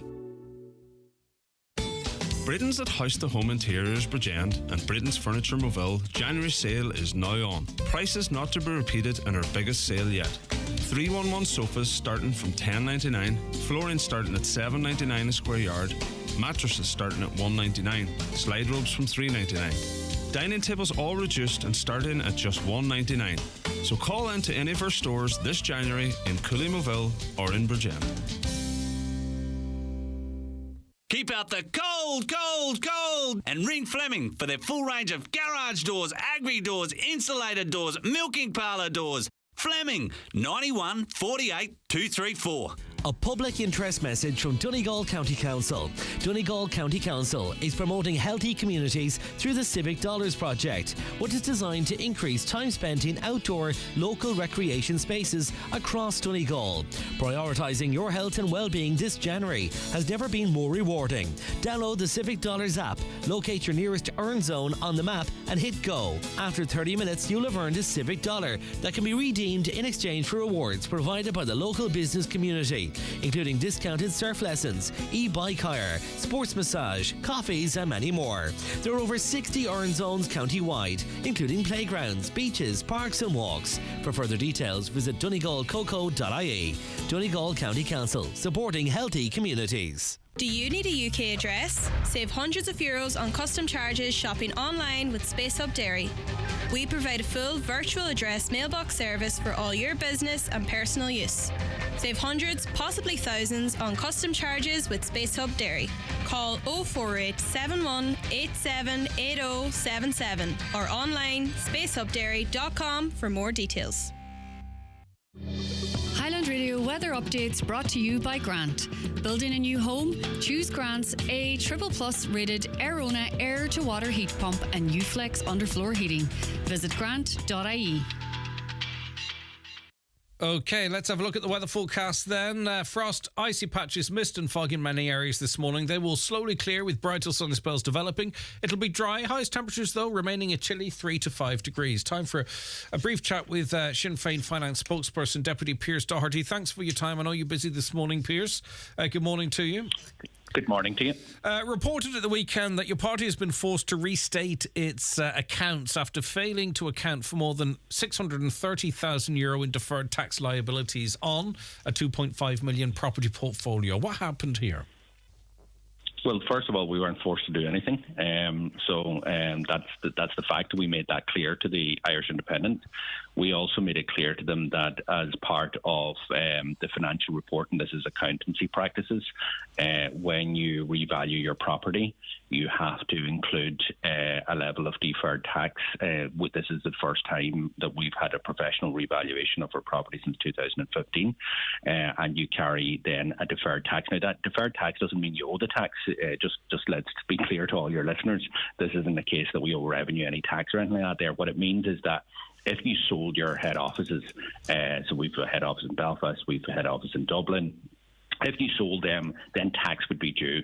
And what would be the tax that would be due if you sold the property? Capital gains tax. We're not selling our property, but for an accountancy point of view, you have to include it anyway after a revaluation. So when the property increases in value, as it has over time, then therefore the value is increased, therefore the tax liability is increased. So you have to reflect that in this year's accounts, which we did.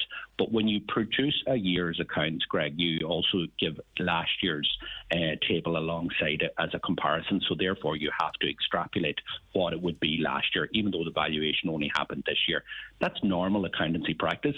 The Irish Independent, when we pointed out to them, Fine Gael did exactly the same in 2018. The Irish Independent didn't run a story at the time, didn't run any headlines at the time saying Fine Gael made an error, as far as I know. But that is exactly what Fine Gael had to do as well. They had to restate their accounts for 2017 when they revalued their property professionally in 2018. So that's what happened. You know, so. And is the story here then, from your perspective, how this story has been framed then? Because presumably the Independent had access to your comments prior to framing it as an admittance of being false. In fairness to the Independent, they carried our comments, and they also made the point. They also made the point in the article that Fine Gael had to do this in 2018. So, in fairness, they've carried all of that, and that's what good journalism does. The Irish Independent can write whatever they want. It's their entitlement. They have an editorial. They have a view that this is a news story. A lot of people will only look at the headlines, and especially on social media, they look at the headlines and, big and then they won't read any further and actually say, well, this is actually what happens. And if we were anyway, that's what happened. It happened in 2018 with Fine Gael. It happened with us. Now it's a reflection of the fact that the property has increased in value. It's a reflection that it's deferred tax. It's not tax at all. We don't owe anything to the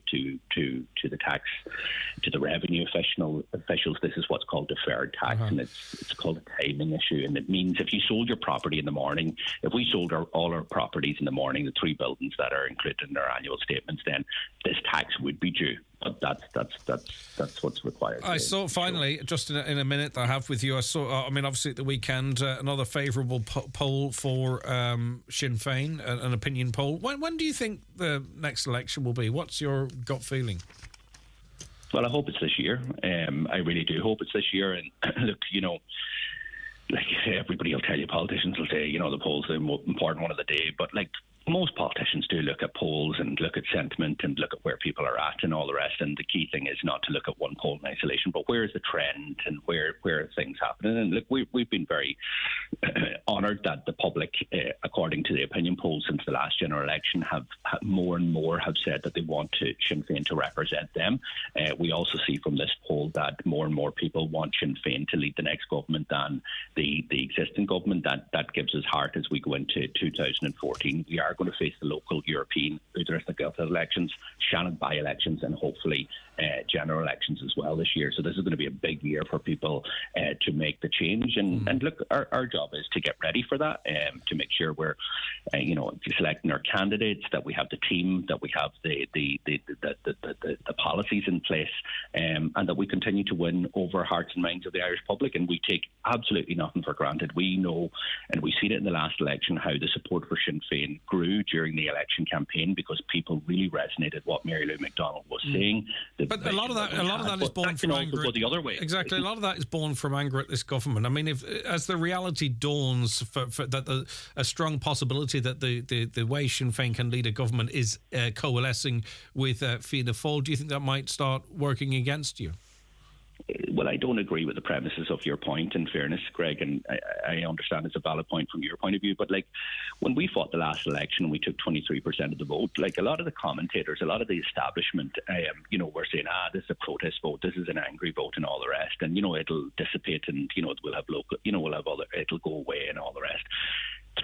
4 years later, actually, that vote has grown. That vote has increased, to what we see in the polls at the weekend. 30%. Other polls had them higher in last year. So, and look, we're out about our community. The most common thing that somebody says to me is, when are you getting them out? They want this government gone, and that is an anger at the government. There is I feel a sense, and it's not everybody. There's people in this county that vote Fianna Fáil and Fine Gael, and they're absolutely entitled to do so, and they believe that they have their best interests at heart, and that's fine. And there's good people in all of those parties, but I see people who are seeing their kids feel that they have no future here, and they're away to Australia. What was Christmas like? People coming back from Australia and all the rest, but they're gone again. All our young people, it's heartbreaking in our communities. Look at what's happened in our hospitals. Look at the fact that the levels of homelessness, a national scandal, and it just nearly passes by. Now, 4,000 children, over 4,000 children now in emergency accommodation during Christmas. That is absolutely appalling, and I think that's why people think they've had their time. Fine Gael's been there for 13 years. Fianna Fáil supported this government for the last 8 years. their time's up. And I think that there will be a huge weight of responsibility if we are in a position to form the next government to actually make sure that we deliver the change that we believe that we can bring about. Right, we shall see. We'll look forward to teasing out those issues further. Thank you very much indeed for that. That's Deputy Pierce Doherty there. A caller says, Greg, I'm concerned about the number of teenagers that go missing in Donegal. It happens a lot. Thank God they're finally located, but I'm wondering, is it a fad or a Facebook thing, or what's happening too often? And going back a few years, I never heard of it. This is just my view. Thank you for reading. I appreciate it. Look, I don't know the ins and outs of it, and I'm not talking about any cases that are ongoing at the moment, but I will say that there are sometimes I don't know how to phrase this correctly, that maybe sometimes there's from a care facility or what have you, maybe they're not originally from here. You know, there's lots of different variables as to why that might happen.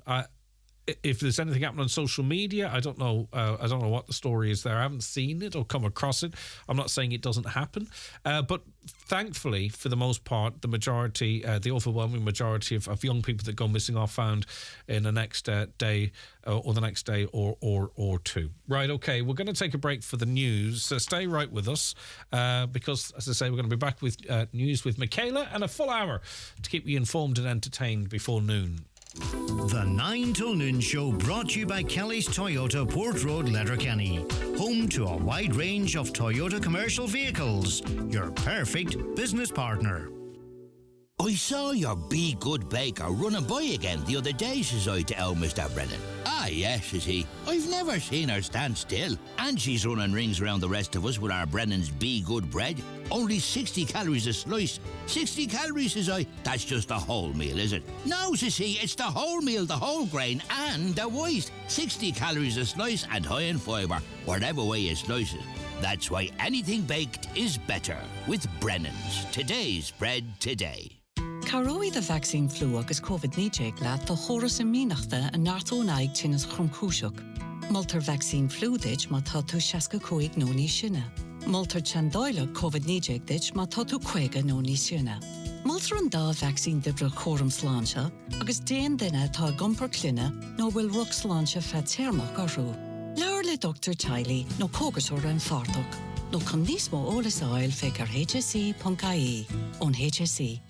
It's time to transform your smile with the help of Blue Poppy Dental, Letterkenny and Donegal Town. Their expert team offer orthodontics, teeth whitening, implants and composite bonding all in-house. Start your journey by calling 074 97 40404 or easily book your appointment online at a time that suits you through their user-friendly patient portal. Available anytime, anywhere at bluepoppydental.com. Blue Poppy Dental and Orthodontics, Letterkenny and Donegal Town. Gift vouchers available. It's time to save big with the McElhinney's Winter Sale, with major savings on your favourite brands across fashion, footwear, accessories, homeware and much more. Grab 50% off selected designer brands in our biggest ever winter sale online at mcelhinneys.com or join us in store. Hurry while stocks last. I'm making a move. Looking for real choice?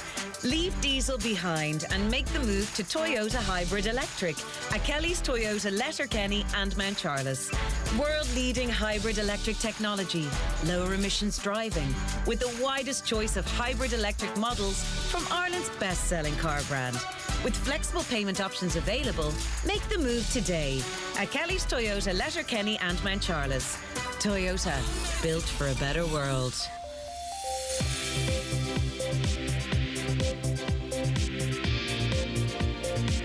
The county's #1 talk show, The 9 till Noon Show on Highland Radio. Okay, it is 11 o'clock. Let's get a news update, and it's over to Michaela Clark now. Thanks, Greg. Good morning. Gardaí have renewed their appeal for information following the death of a woman after she was hit by a car between Letterkenny and Kilmacrennan on Friday evening. 22-year-old Layla Hassan Ali was pronounced dead at the scene at Alistrin. The Education Minister has been accused of throwing in the towel on the teacher recruitment and retention crisis. The Association of Secondary Teachers in Ireland says Norma Foley doesn't have the political will to properly tackle the problem. It says there are hundreds of unfulfilled post-primary teaching posts advertised on education recruitment websites every week. It's understood foreshore licences to allow works totalling over €7 million be carried out at piers in Donegal have been signed. The monies allocated for Burton Port, Bombay, Glengad and Rathmullen were on hold awaiting the approval of the foreshore licences. The projects were due to commence before a deadline of November 2023 to ensure funding could be drawn down.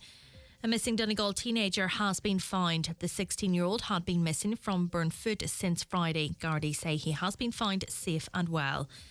A Donegal funeral director is appealing to those responsible for the theft of lights from wake signs to return them. Sweeney funeral directors and embalmers say during a recent wake in the Falcarra area, the flares were removed from the signs. They say this is unfortunately not the first time the signs have been tampered with. A low temperature warning has been issued for Donegal. Cold, icy conditions are expected from 9 o'clock tonight until 10 o'clock tomorrow morning. Travelling has been hazardous for many today, with temperatures falling to -4 in parts overnight. And finally, Letterkenny man Michael Hart has won a Creative Arts Emmy. He received the award for Outstanding Picture Editing for a non-fiction programme for his role in Still, a Michael J. Fox movie. Those are the latest headlines. We'll be back with an update again at 12 noon. Thank you, Michaela. Our next guest just after this short break. Knock knock. Who's there? Disney Plus. Disney Plus who? Disney Plus has comedy. What? Seriously, Disney Plus has comedy classics like Modern Family. I love it! New Girl. It's happening! And seasons 1 to 34 of The Simpsons. Woohoo! All these and so much more, now streaming on Disney Plus. 18 plus subscription required. T's and C's apply. Now, 10,000 free home test kits for sexually transmitted infections are being ordered by Irish households out there every month, according to the Minister with responsibility for public health. The HSE has received more than 100,000 orders between January 23 and the end of November, while 91,000 were ordered in 2022. That service is provided to people aged over 17 with the option to test for STIs discreetly at home. Now, Mary Herlihy is manager of the Donegal Women's Centre and joins us on the programme now. Good morning to you. Good morning, Greg. Thanks Thank so you much for calling up. What's your initial sort of read of these figures or the increase? Yeah, I suppose it's a mixed bag of reactions to that. On the one hand, it's alarming, I suppose, that so many people are having to get tested. That's probably all our initial reaction. However, anybody in the healthcare system, are delighted that this is happening. It's a good thing that there are this many tests going on and that people are availing of this scheme.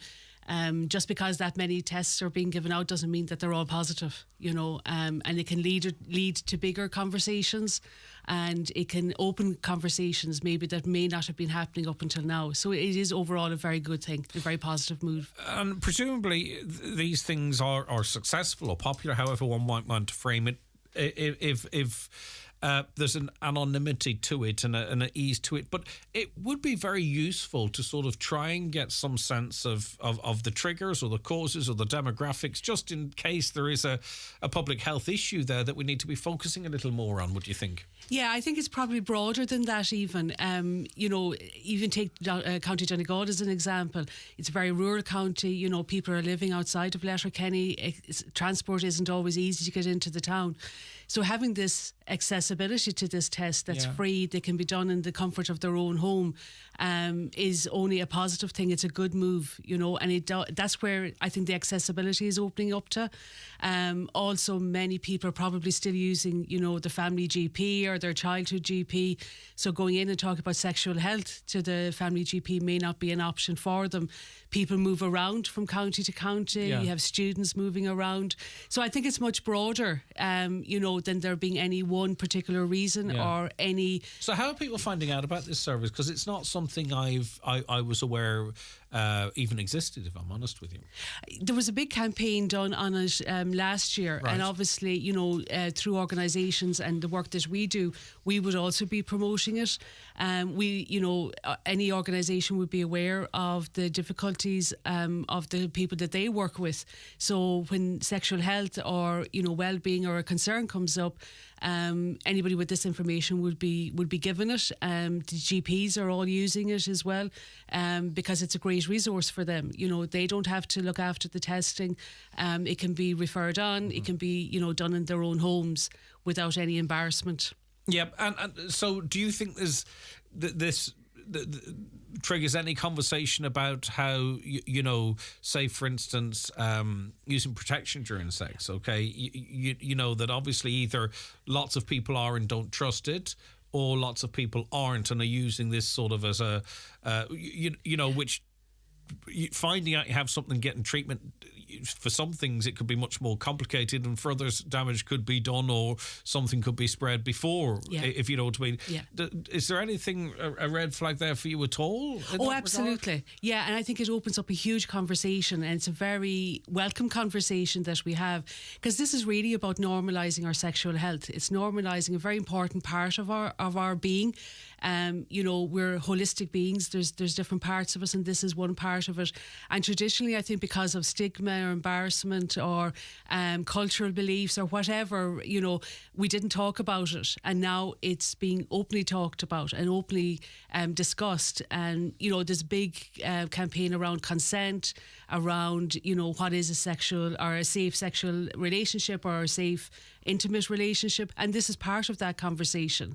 So it's really kind of trying to prevent the problem before it happens, to know that these resources are out there. Obviously, wearing protection, using a condom, all of that is the first basis. If you're going to enter into an intimate partner, that has to be the first basis. That's not always the case for a variety of reasons. So it's good to know that this backup is here and that people can avail of it. But it should be a backup. It shouldn't be the first line of defence, surely. No, it shouldn't. Yeah. I'm not saying it is either, but we're talking about a lot of people here. Yeah, 100,000. Now, there might be people that have regular screening. Well, that's the other thing. I imagine there are some that might do this once a month. Exactly, that this is a normal part of their health being, that they test on a very regular basis. They might be in a monogamous relationship or whatever. I suppose we shouldn't be judging why people are taking the test either.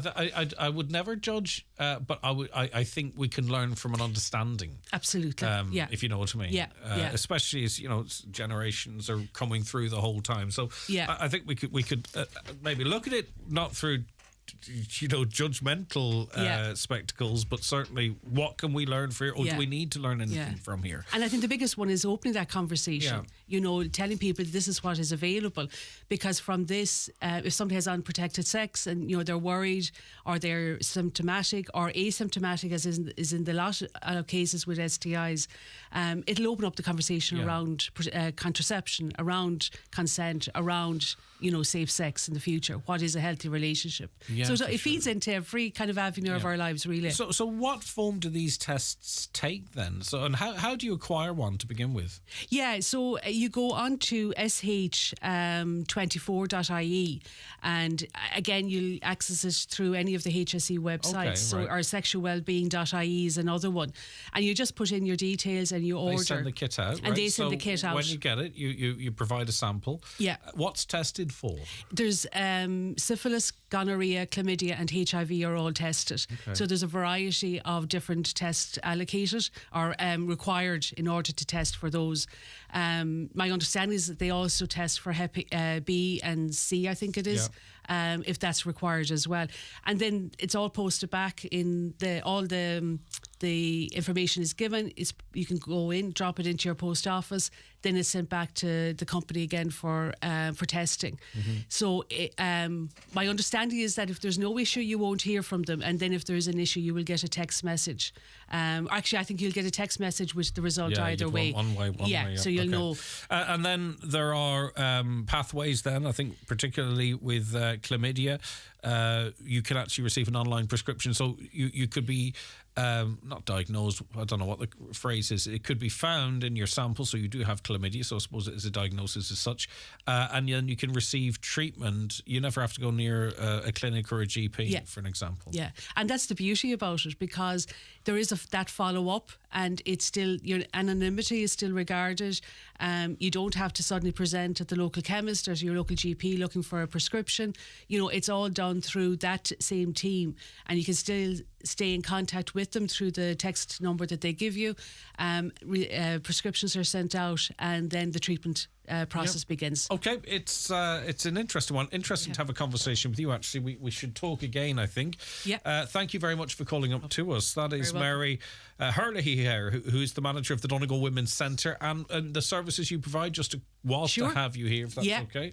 So I suppose following on from that, we have a young women's clinic which will be on this evening, and every Monday except for bank holidays, and that's a drop-in clinic for women between the ages of 17 up to 25th birthday, and that's just drop in, and it's all around sexual health.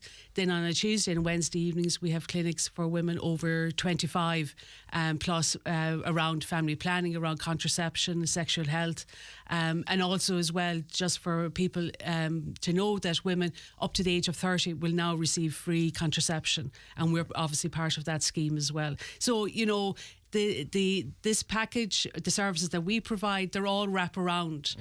There's always someplace to go to get this help, and to get the information on it. And if people want to know where you are or contact the centre? Yeah, so we're located on the Port Road in Letterkenny, directly across from Green and Theatre, and you can just get us on 074 91 24985 or through our website donegalwomencentre.ie. Okay, thank you very much, Mary Herlihy, manager of the Donegal Women's Centre. Speak to you again. Thank you, The county's #1 talk show, The 9 till Noon Show on Highland Radio. The 9 till Noon Show brought to you by Kelly's Toyota, where you can now test drive the new Toyota CHR, combining standout styling, an engaging drive, and class-leading efficiency.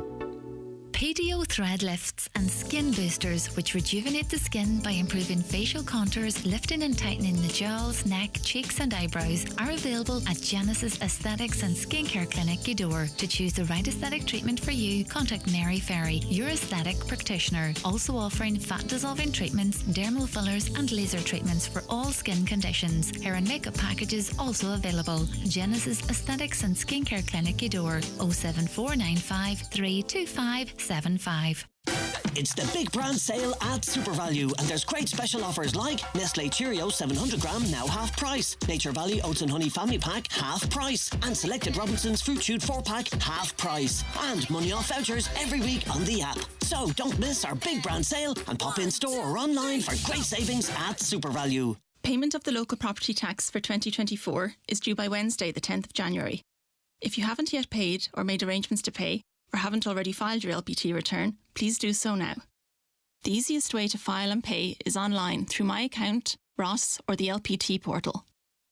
If you select the annual debit instruction option, your payment won't be debited until the 21st of March.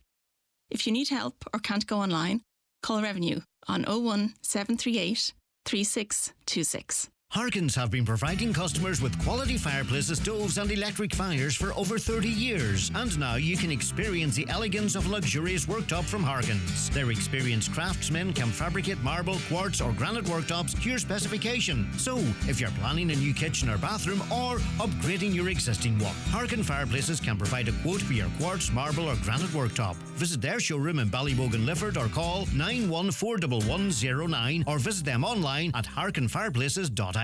Highland Radio time checks with Expressway.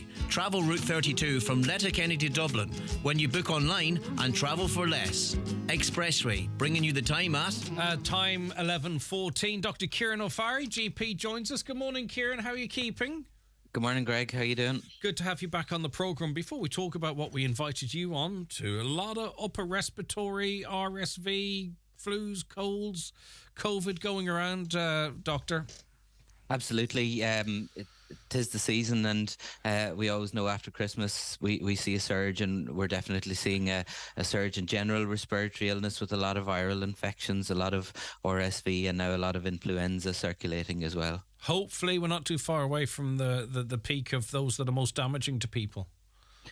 Yes, that's what we would expect, but I suppose you just urge people to be vigilant, try to reduce any spread as much as they can, and mind themselves. The health service is busy and under pressure, but here to help as much as we can. And so if you're unwell and symptoms are ongoing, to seek medical attention. Indeed. We invited you on to talk about what shape Ireland's COVID inquiry might take. The terms of reference for that inquiry are to be brought to Cabinet shortly, along with strict time limits. A review how this country handled the COVID-19 pandemic is expected to analyse the government's response, how hospitals and nursing homes coped, and the effect it had on society and the economy. I think those expecting this to sort of findings like, I think people expected the one in the UK to find out that some people that it was all a whole load of nonsense. That's really not what the purpose of this inquiry is. It's to ascertain what we did right, what we did wrong, and to learn for the future. I think. What would you like to see, Kieran? Yeah, I think you hit the nail on the head there, Greg. This was obviously a very difficult and challenging time for the country, for individuals, for the health service, and for those in positions of authority and power making decisions. And obviously lots of people lost loved ones and had very difficult and challenging experiences with the health service and people unwell. But as you said, the things any inquiry needs to do is look at what went well, what didn't go so well, and the main thing is look at what learnings can be taken from it, what can we do differently in the future, and what, if anything, we need to change within our systems so that if such an event ever comes again, that we can do better. Because we challenged all, I'm using loose language here, but it seemed like we challenged all our resources to the one issue and neglected other really important things, be it, children's education, be it, cancer care or whatever it might be. We need to look going forward as to how we balance out our response to something if it should ever visit us again. I'm not saying it's gone, but you know what I mean. Yes, absolutely. And I suppose it was a new, everything was very novel. It was rapidly changing and evolving, and decisions were made quickly and with people's best interests at heart. But obviously every decision can have consequences, and we know now that there were many consequences from the decisions that were made in terms of people's mental health, children's education, and so forth. I have young children myself. My daughter was just after starting primary school, had only been in for 3 months, and it was a massive change, and I've seen the difference then when my other daughter started school and didn't have that disruption. So they're lessons that are to be looked at, but they need to be looked at in the cold light of day with evidence, and to try and see, well, what could have been done better. And I suppose the important thing with any inquiry is that it's not about pointing fingers or blaming. It's about learning lessons so that we can do things better in the future. And are you content with that? Because there are some decisions that people have felt very strong consequences of, that there are some people that will want people to be blamed.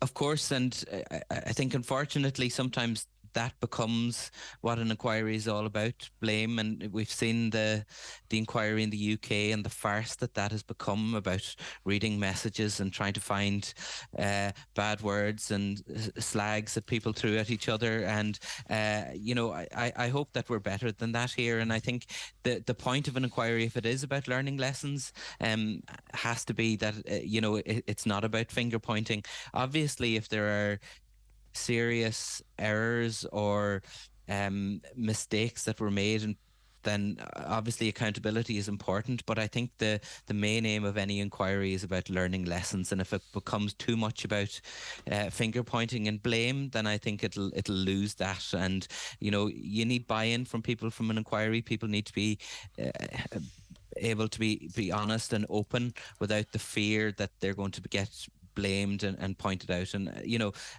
as things were moving fast, obviously it's easy in hindsight to look back and say, God, we shouldn't have done that, or we shouldn't have done but this. I think even I take your point, and I'm not contradicting you, but I remember at the time when things were emerging here very quickly, and people were being moved from hospitals to nursing homes, like that was at that time, and it was live going, what is going on here?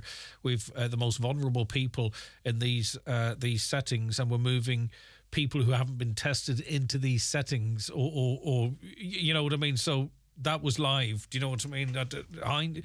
That's just one example, I think, where we were living in the moment. We don't necessarily need hindsight, Kieran. I remember saying on this programme that there's something seriously amiss with that decision. Yeah, and I'm sure the inquiry will look at all those things and look at the things that didn't go according to plan and the consequences of that. I suppose when I think back on the very start of the pandemic and when things were moving so fast, I've never seen anything like it. We were here in our surgery with daily, sometimes if not twice, 3 times a day meetings. We were trying to procure PPE from hardware shops, and we were seeing the images of Italy and people on the streets, and that immediate fear was that our health system was going to get completely overwhelmed to the point that people who should be saved were not going to be able to be saved. So it was coming at it from that point of view, and obviously those decisions were made very, very quickly, but I don't doubt that things could have been done differently, and if we were doing them again, would be done differently. For sure. Listen, thank you so much for your time this morning. I really do appreciate it. That's Dr. Kieran O'Farry there, who is a GP. A caller says, in relation to farmers' mental health, the organisation Grow Mental Health have peer support meetings throughout the county and nationwide. In Donegal, there are meetings in Stranorlar, Letterkenny, Carndonagh, Buncrana, Killybegs and Donegal Town. There are also online meetings. Check out grow.ie or telephone Marion or Paul. I've got 2 mobile numbers here which I can pass on to you. And I think, that's fantastic to see, and a great network and a great spread there as well. It's just making sure that we can get the message to people that might need some help or to talk, to actually engage. Okay, so we have some very lovely people, and we have their numbers here if you want to talk to them to find out about attending one of these peer support meetings that take place right across Donegal. It's awful, says this listener, what they're doing to farmers, people who looked after communities for hundreds of years. The government now wanting to ruin and get rid of them. That comes in from Josie. I was in a hotel to book an overnight stay. I had cash in my hand. They asked for a card number. Cash is still in use. Okay, the card number was... that's a bit more complicated. They look for a card number in case there's any damage done to the room or in case anything is taken from the mini fridge, and that can't be covered by cash. That's always been the case as long as I can remember. I'm not sure there's a way around that. Maybe some hotels, in fact, now I say it, you can leave a cash deposit at the desk. I don't think that's the norm anymore, but you certainly could at a time. I can't remember what it was, €200 or €300. But the reason they check your card is that if you do any damage or any damage is done, that they can claw back that from your card. So, right, Sean McKiernan's a political commentator and he joins us on the programme now. Good morning, Sean. Good morning, Greg, and hello to everyone in Donegal. No, it's great to have you on the programme. We were chatting earlier on to the Sinn Féin finance spokesperson, Pierce Doherty, who said he hopes there is a general election this year. We know what's happening in Britain and elsewhere. There's elections all over the place. I think there's more votes this year than there has been for an awful long time. What's your feelings about a general election in 2024? Is there any appetite for it from the government party? I can't see a controversy bringing them down at this point. Well, Greg, it's quite right to say it is a year of democracy. Something like 4 billion people in the region of 70 countries around the world are going to be exercising their democratic rights in different forms, and it's already a very busy year politically in this country, with or without a general election. You have a number of referenda in March to do with the role of women and the status of the family, etc. You have local and European elections then on the 7th of June.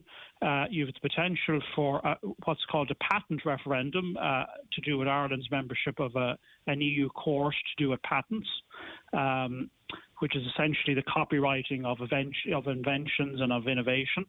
And obviously there's the possibility then of a general election in the midst of that. I tend to veer on the Conservative side and think that the government will seek to go its full term. Its full term would bring it to March 2025. And I think the reason they will seek to do that is because of housing. And you were talking about COVID there at your last guest. And I mean, COVID delayed a lot of things in this country over a period of around 2 years, including housing output. And I think they'll be seeking to maximise that. The only kind of PS I'd add to that, or the only kind of clarification I'd add to that, is the fact that you have local and European elections. I see where the EU Council President Charles Michel is indicating that he will step down in June or July because he's going to run as an MEP. And you could have a situation where a lot of our TDs potentially will become MEPs if they seek to run. And indeed, if the EU commissionership is filled by a TD as well, that's going to trigger a number of by-elections. And there may be an appetite in government to actually have a general election rather than a series of by-elections, which could be very damaging. Plus, of course, too, Sean, both Fianna Fáil and Fine Gael, and you can see some signs of it as well, are going to be doing their own electioneering, taking credit for certain initiatives, maybe even attributing blame around the coalition where it's electorally advantageous. I mean, that's inevitable. People are going to be jockeying even within a coalition for people's votes down the line. Yeah, I think that happens, and I mean, I think you can see it in particular with the Green Party, with a lot of rural Fine Gael and Fianna Fáil TDs heaping all sorts of blame on the Green Party for various issues, whether it's deserved or not. I think that's a dynamic even within parties. You see that within parties. Every party is a coalition to some extent between people who maybe are a little bit more on the left or a little bit more on the right. And you also have urban-rural divides evident within parties as well as within the government overall. I think to some extent that is healthy. The danger is when it gets too much out of hand. And, I was reading an analogy recently about actually Joe Biden being the Democratic candidate, and there's a lot of skepticism amongst Democrats in America about his candidacy. But the view is that if you have a boat that isn't particularly shipworthy, you may desire a different boat, but you don't start poking holes in the one you have, Yeah, indeed. Okay. Well, I'll ask you another question about the US elections in a moment, but just in relation to the local and European elections, that might form the decision for different reasons, as you've outlined, as to when we see the general election. The local elections are going to be really fiercely contested, and we're going to see sort of, different shades of politics contesting them. Of the usual, of course, independents, people maybe who would be look for a referendum or some change in our immigration. It's going to be interesting to see who sort of makes any gains anywhere, if at all. I think the big headline out of the local elections, you can almost write it here and now, and I think that's to do with Sinn Féin. On the last occasion, they got about 9% of the vote. They got in the region of 80 seats. They lost almost half of their seats in the local elections. And I think inevitably, even if they don't fulfil the heights that opinion polls have them at, and some opinion polls have had them in the mid to late 30s. There has been a little bit of pullback more recently. But even if they don't meet those heady heights, I think Sinn Féin are going to make advances in the local elections and possibly the European elections as well. And I think that will be the headline.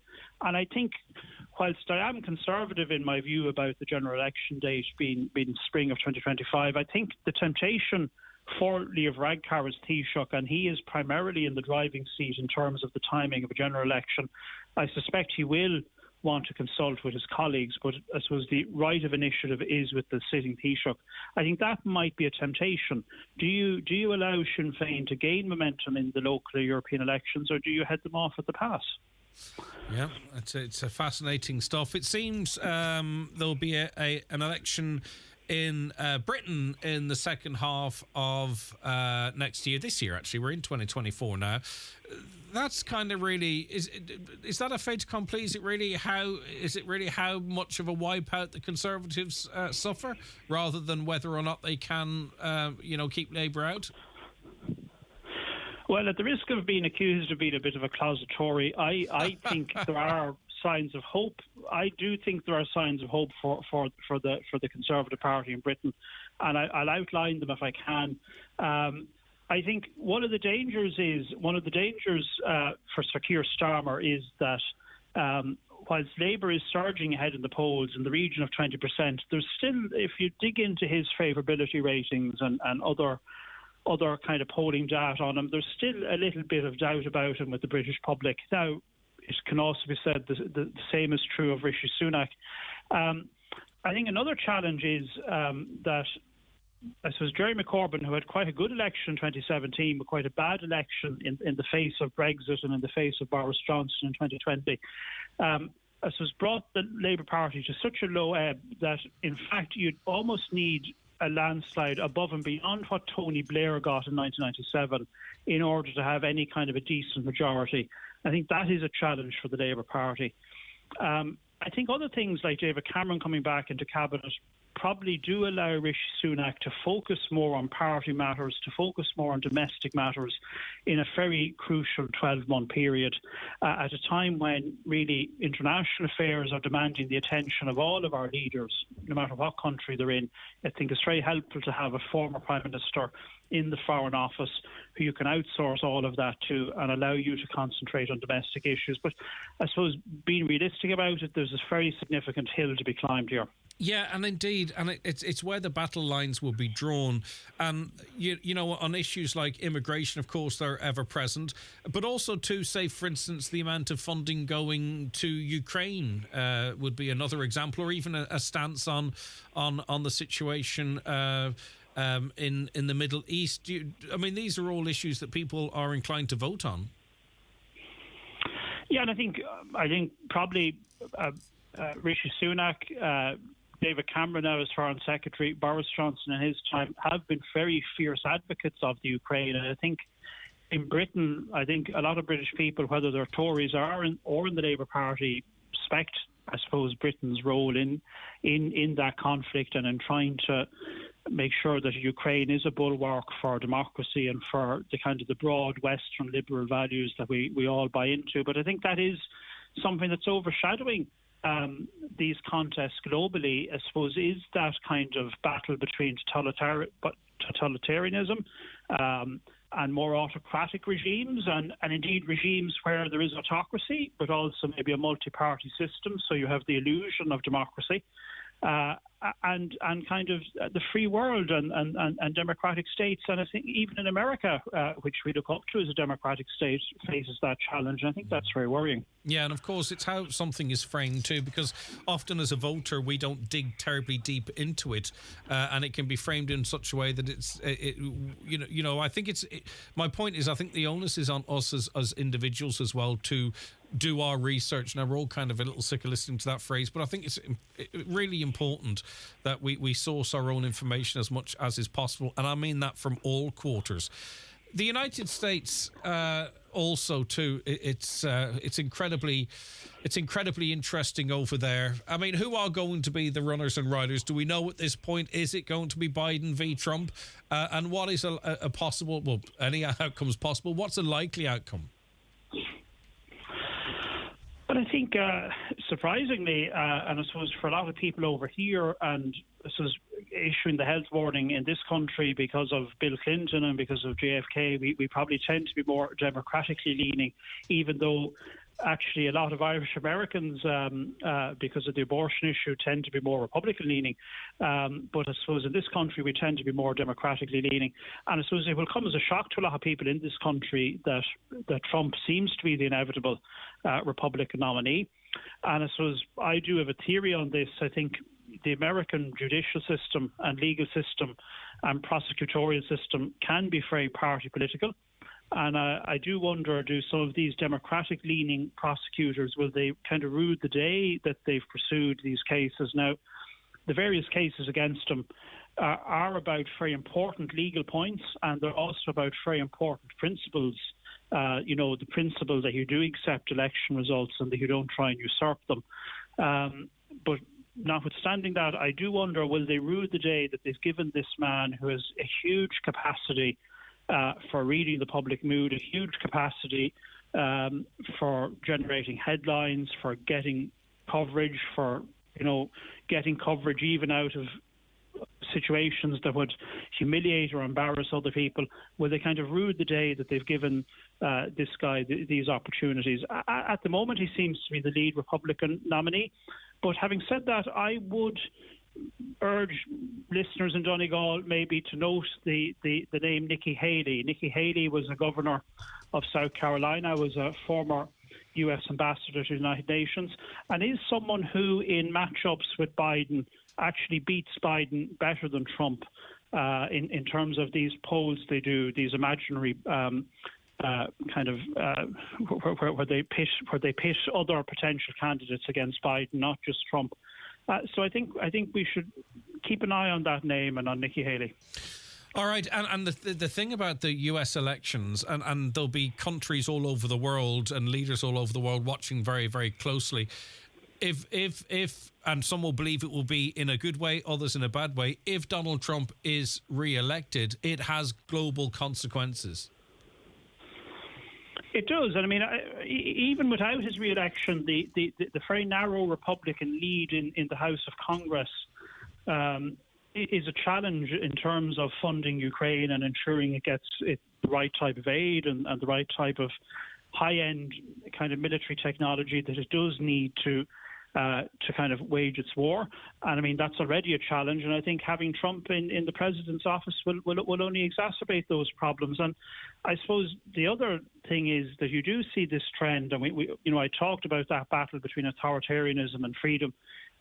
You do see people being emboldened. So you see the behaviour of Orban in Hungary, for instance, and that emboldens other leaders to kind of emulate that behaviour, particularly if they don't see any drawbacks to it or any sanctions. I suppose Trump's election is going to embolden other political players to kind of emulate his behaviour. His possible election would embolden other players to emulate his behaviour. Right, and just finally, I wonder if you have any insight. We did have speculation through an interview that Charlie McConnell might become the new EU Commissioner.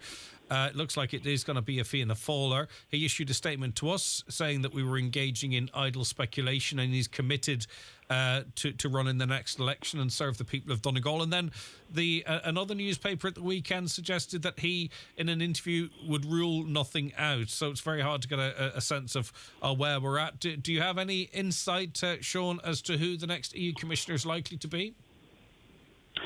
I don't. I think a lot of it will be to do with the result of the European elections. A lot of it will to do with what other jobs are in play. And you would have seen, for instance, speculation around Pascal Donoghue and the IMF job. I think if there's any possibility, in terms of, say, the presidency of the European Commission, if there's any possibility that Pascal Donoghue, Leo Varadkar or Micheál Martin could become president of the Commission, de facto they will be the person who will be the commissioner. And if that's not a possibility, I wouldn't rule out Mairead McGuinness, even though it's seen as Fianna Fáil's turn. I wouldn't rule out Mairead McGuinness, particularly if there's a hint that if von der Leyen remains president of the Commission, and there's a hint that Mairead McGuinness is in line for a much more prestigious, high-level job, then I wouldn't rule her out. And obviously there'll have to be some compromise within government around that. But I think another dark horse potentially is Micheál McGrath. Right. If you see a situation where Micheál Martin is going to remain on as leader of Fianna Fáil and is going to have another go at Taoiseach, Micheál McGrath may not wish to be the curate of the parish and the understudy indefinitely, and he may want to forge a career in his own right at a European level. Sean, lovely to chat to you. Thanks so much for your time. I really appreciate it. But it's going to be an interesting. If you like elections anyway, it's an interesting year. Put it like that, yeah. Okay, that is Sean McKiernan there. We'll be back with more after a break. Watch the show live now on YouTube, Facebook, and at highlandradio.com. The 9 till Noon Show brought to you by Kelly's Toyota. With over 45 years of experience, trust us to help you on your electric journey. Guess what? It's now simpler than ever to look after your health with the new Gut Shot from M&S Food and the scientists at Zoe. Combining delicious taste with scientific research is a great way to give your gut a good dose of fibre and a source of calcium, which supports the normal functioning of your tum. And it contains over 5 billion live cultures from 14 different strains of bacteria. This is not just a gut shot. This is our ultimate gut shot from M&S Food and Zoe. Loganaire's big summer sale is here. Save up to 15% off on over 1 million seats across the UK. Book by 9th January, travel from 1st February. Subject to availability, exclusions apply. Visit loganair.co.uk. Loganair, your journey, our joy. Enter the Virgin Media Playhouse for unbelievable value from Ireland's best broadband. Get 500 meg super fast, reliable broadband for just €35 a month for 12 months. And no activation fee when you act now. Switch in-store or at virginmedia.ie. Virgin Media, it's playtime. T's and C's apply. See virginmedia.ie. Subject to location and availability. New customers only. 12-month contract. 500 meg broadband. €70 thereafter. Ireland's best broadband awarded by Umlaut. See virginmedia.ie/proof. Expecting a baby in 2024? Then get to Cool Kids Sligo Winter Baby Sale with up to 50% off selected prams, pushchairs, car seats, nursery furniture and high chairs. Cool Kids Sligo, your premier destination for baby equipment in the Northwest, will take a deposit and deliver for free nationwide. Shop online at babyaccessories.ie. The massive January sale is now on at Patterson's Kitchens, the Hall Lifford. Massive savings on kitchens, beds, sofas, dining sets and giftware with up to 50% off selected mattresses. Hundreds of products in stock and ready for delivery or collection. Open Monday to Saturday 9 a.m. till 5:30 p.m. Get yourself down to Patterson's massive January sale. The 9 till Noon Show brought to you by Kelly's Toyota Port Road, Letterkenny. Stockists of a wide range of used passenger and commercial vehicles. Discover comfort with iHeating and Cooling, your trusted heat pump engineers and Mitsubishi approved service providers in Donegal. We design, install and maintain cutting edge heating systems. Build a lasting relationship with us through annual service and comprehensive after sales support. Contact us for a free consultation on low cost, low carbon heating solutions. Visit iheatingandcooling.ie today. Imagine Broadband's January sale is here. Grab our Hero high-speed broadband package for just $49.99 per month. Act fast. Sign up before January 31st to enjoy a massive €180 in savings. Head to imagine.ie or free phone us on 1-800-938-407 to upgrade to faster broadband faster. Subject to location and availability. Minimum 18-month contract. Activation fees and annual price increase of CPI plus 3% applies. See imagine.ie for full terms and conditions. iMotors are your main Nissan dealership in the Northwest, a trusted Japanese brand for generations. Contact iMotors to find out why people who make the move to Nissan never change. To check out our 2-for-1 offers, visit imotors.ie. McCullough Jewellers in Letterkenny are synonymous with fine jewellery, quality watches and giftware. With stores at Main Street, Letterkenny and the Letterkenny Shopping Centre or online at ormccullough.com. You can choose from their quality product range in a relaxed atmosphere, and their sales staff will be happy to help you make the right choice whatever the occasion. McCullough Jewellers, making moments magical for generations. Set yourself up for Slimming World success at Dunnes Stores. We've got a great range of Slimming World products, from sweet and sour chicken noodles for lunch to a hearty beef lasagna for dinner. All now exclusively available at Dunnes Stores. Order online for delivery or find them in the frozen aisle and savour the till with a 5 off 25 grocery voucher. Try the Slimming World range today, exclusively at Dunnes Stores. Always better value. Terms and conditions apply. Voucher can be used on next in-store grocery shop of €25 or more. Range available in selected stores only. Highland Radio Weather updates brought to you by Grant. Building a new home? Choose Grant's A++ rated Airona air-to-water heat pump and Uflex underfloor heating. Visit grant.ie. Frost, icy patches, mist and fog in many areas. They are slowly clearing now with brighter sunny spells following. It'll be dry today. Highest temperatures of 3 to 5 degrees with light breezes. Now, Donegal's punishment for playing 17-year-old Finbar Rorty in the win over Armagh in the Dr. McKenna Cup is expected to be known today. The Niamh Connell cornerback was underage at the time of the game last Wednesday and only turned 18 the day after the 16-point victory. To discuss that, and I suppose to reflect on the first couple of competitive games under the second coming of Jim McGuinness, we're joined by our sports editor, the one and only Oisín Kelly. Oisín, thanks very much. Good morning, Greg. For coming down the stairs. You didn't have to come too Didn't far. come too far. Right, so just to be clear, it's up to the powers that be to decide the punishment. But if it goes the wrong way for Donegal, the punishment for fielding Finbar could be really quite significant. It would be viewed as a serious. Could be severe. Like, to be honest, I think the rule's a bit ridiculous, Greg. Yep. Where they couldn't play a young man of 17 years of age in a Gaelic football match in a pre-season competition. Yes, the rule is there. He had to be 18 by the 31st of December. That wasn't the case. But when you compare it to another Gaelic Games competition under the GAA umbrella, which is the Conor McGurk Cup, which is the hurling equivalent, the senior hurling equivalent of the Senior Football Dr. McKenna Cup, you are allowed to play a 17-year-old hurler. But in the McKenna Cup, you're not allowed to play a 17-year-old footballer. So it's a bit of a ridiculous rule, particularly when you're dealing with a pre-season competition as such. So we're focused on the potential to lose points, okay? So that would... There's a few differences now. We don't know what the outcome. They met yesterday. Yeah. There was a hearing about the breach of rules that took place. Yeah. What that outcome is as we speak... We don't know. But my point is the notification hasn't. My understanding is Donegal GAA have yet to get official notification of what it is. But the young fellow in question, Finbar Rorty, who's got a huge future in Donegal GAA, we have to remember that he's a really, really talented footballer. This was all putting him, and there's pressure on the young on his young shoulders. Yeah, for sure. Off the back of this as well. I feel sorry for him. It's not a nice position for him to be in. He'll receive a ban of some sort. Maybe a couple of weeks. In the rule book, it says the persons in charge could be hit with a suspension of up to 8 weeks, maybe more. Does that person or persons in charge, is that Jim McGuinness? Is that his assistant? Is that maybe the Donegal official who was on the line that night, the Donegal secretary? And there's also the situation where you could lose the points in the game as well.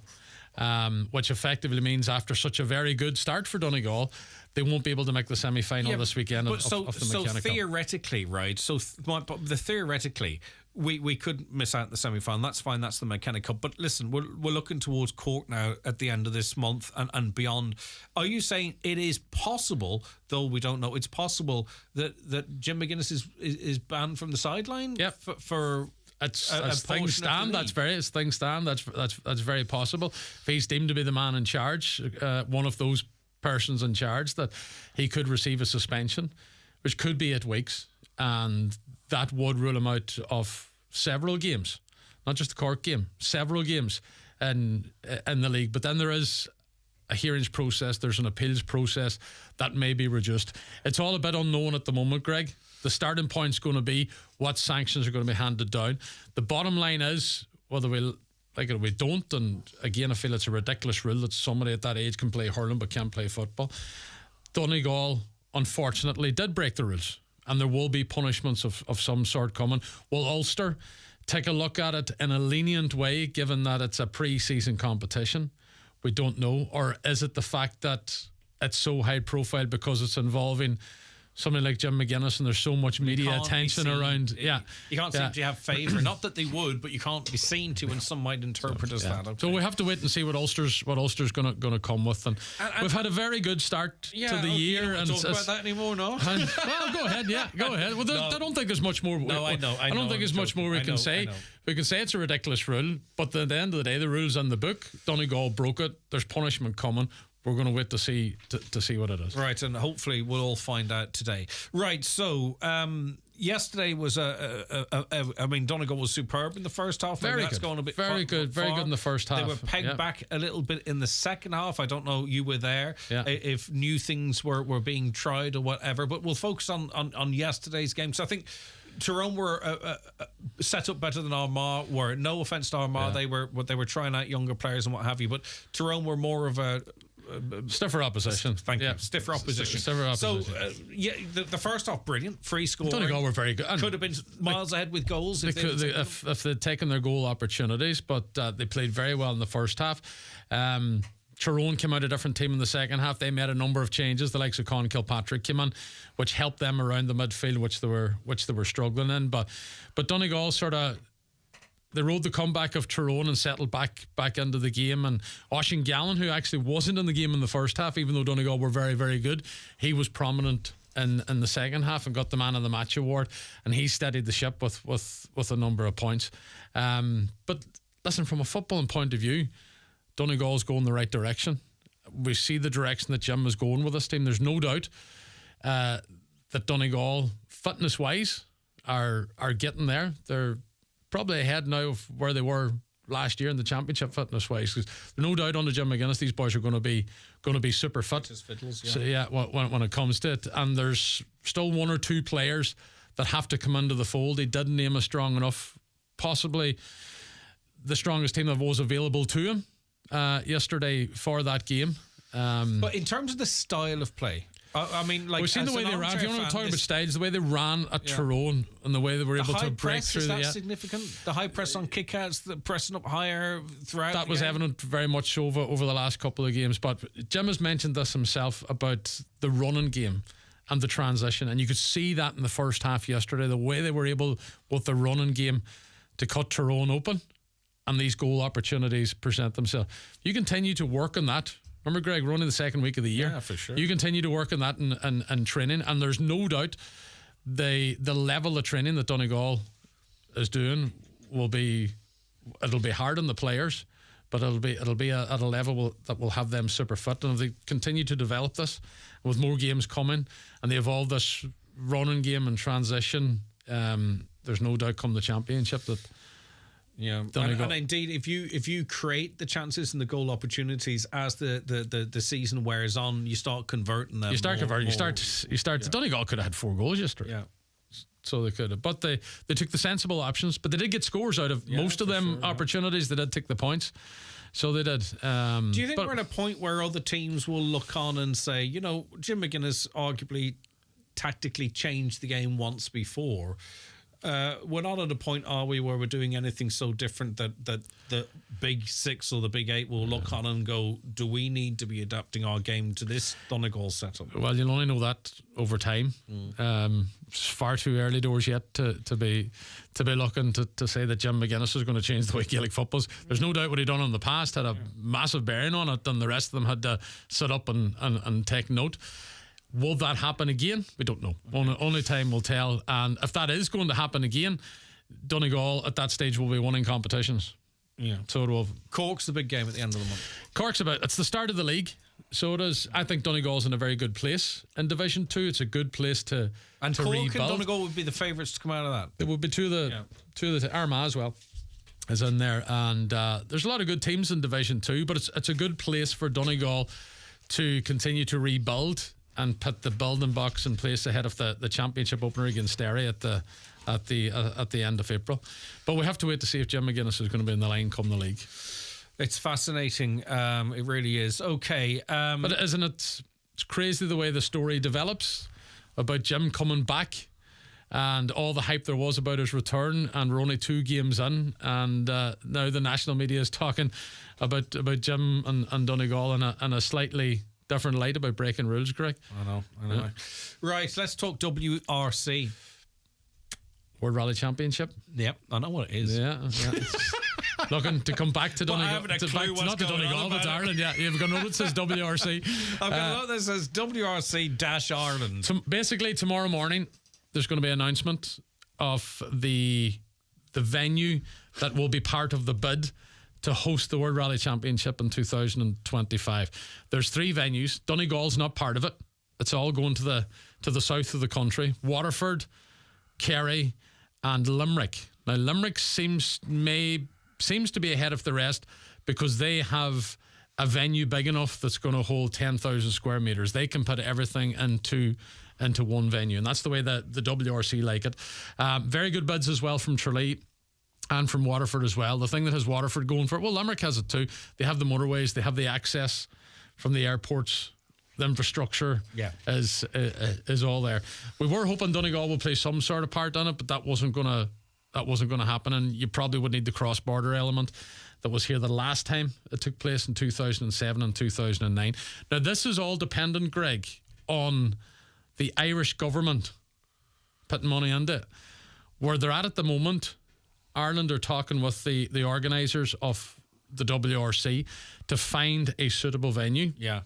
When that is then agreed and announced and the plan is in place, the bid process would then turn to the Irish government, where they need to, I think it's 15 million euro they need of funding from the government if they are to press ahead with this. Now, Motorsport Ireland's argument is the government's That's a small investment. It is for what they are saying will be a 300 million return. But as the Irish government, the last time it came, it needed money from both the north and the south. Yeah, This and time this it's would just be the a big south. deal for. I mean, we're a big. It's a world sporting event. It's huge. It's a world sporting event. It's just a pity it's going to be so far south. It's not about closer to us that we could enjoy it. But so you'll find a way to get down. We may have to organise something. So we'll know about that.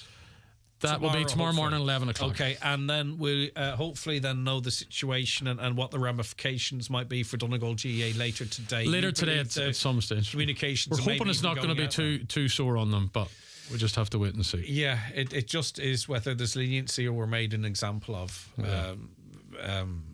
Okay, Oisín, listen, obviously you and the sports team will keep us up to date on everything, on the bulletins, on air, but of course online, highlandradio.com. Dig into the sports section there for post-match interviews, analysis and all that kind of stuff in the previews. It's absolutely wonderful what the sports team through Oisín do in covering sport, not just on air but online as well. Oisín, thanks so much. You looking for me to make you a coffee or something? No, I just think credit where it's due. There's a lot of stuff on there. It's not like you. You know. Cup of tea would be nice. Anyway, listen, thanks so much. Thanks, Greg. Oisín Kelly there. And by the way, we will revisit that, I would imagine, tomorrow, dependent on the outcome. Sunday morning, an orange van parked in my area in a shown. Occupants in a nearby field shooting guns. I haven't heard of trouble with local sheep being worried and wondered if these fox hunters have permission. Children in houses nearby could be out playing. And what about the poor foxes? Never mind disturbing neighbours. Yeah, indeed. Lord help us, but just hope they don't bankrupt us. Young lads was missing since Friday from Burnfoot. Thankfully, he was found. Happened quite often, whatever's going on. Right, okay. 2 comments in one there. Listen, thanks very much for that. We'll be back with you tomorrow morning at 9. Stay safe if you're out on the roads throughout the course of the day, but particularly overnight and travelling in the morning. I know I'm going to have to leave considerably more time to get here in good time tomorrow. But for me, Greg Hughes and Caroline and Shannon, have a wonderful day. John Bress.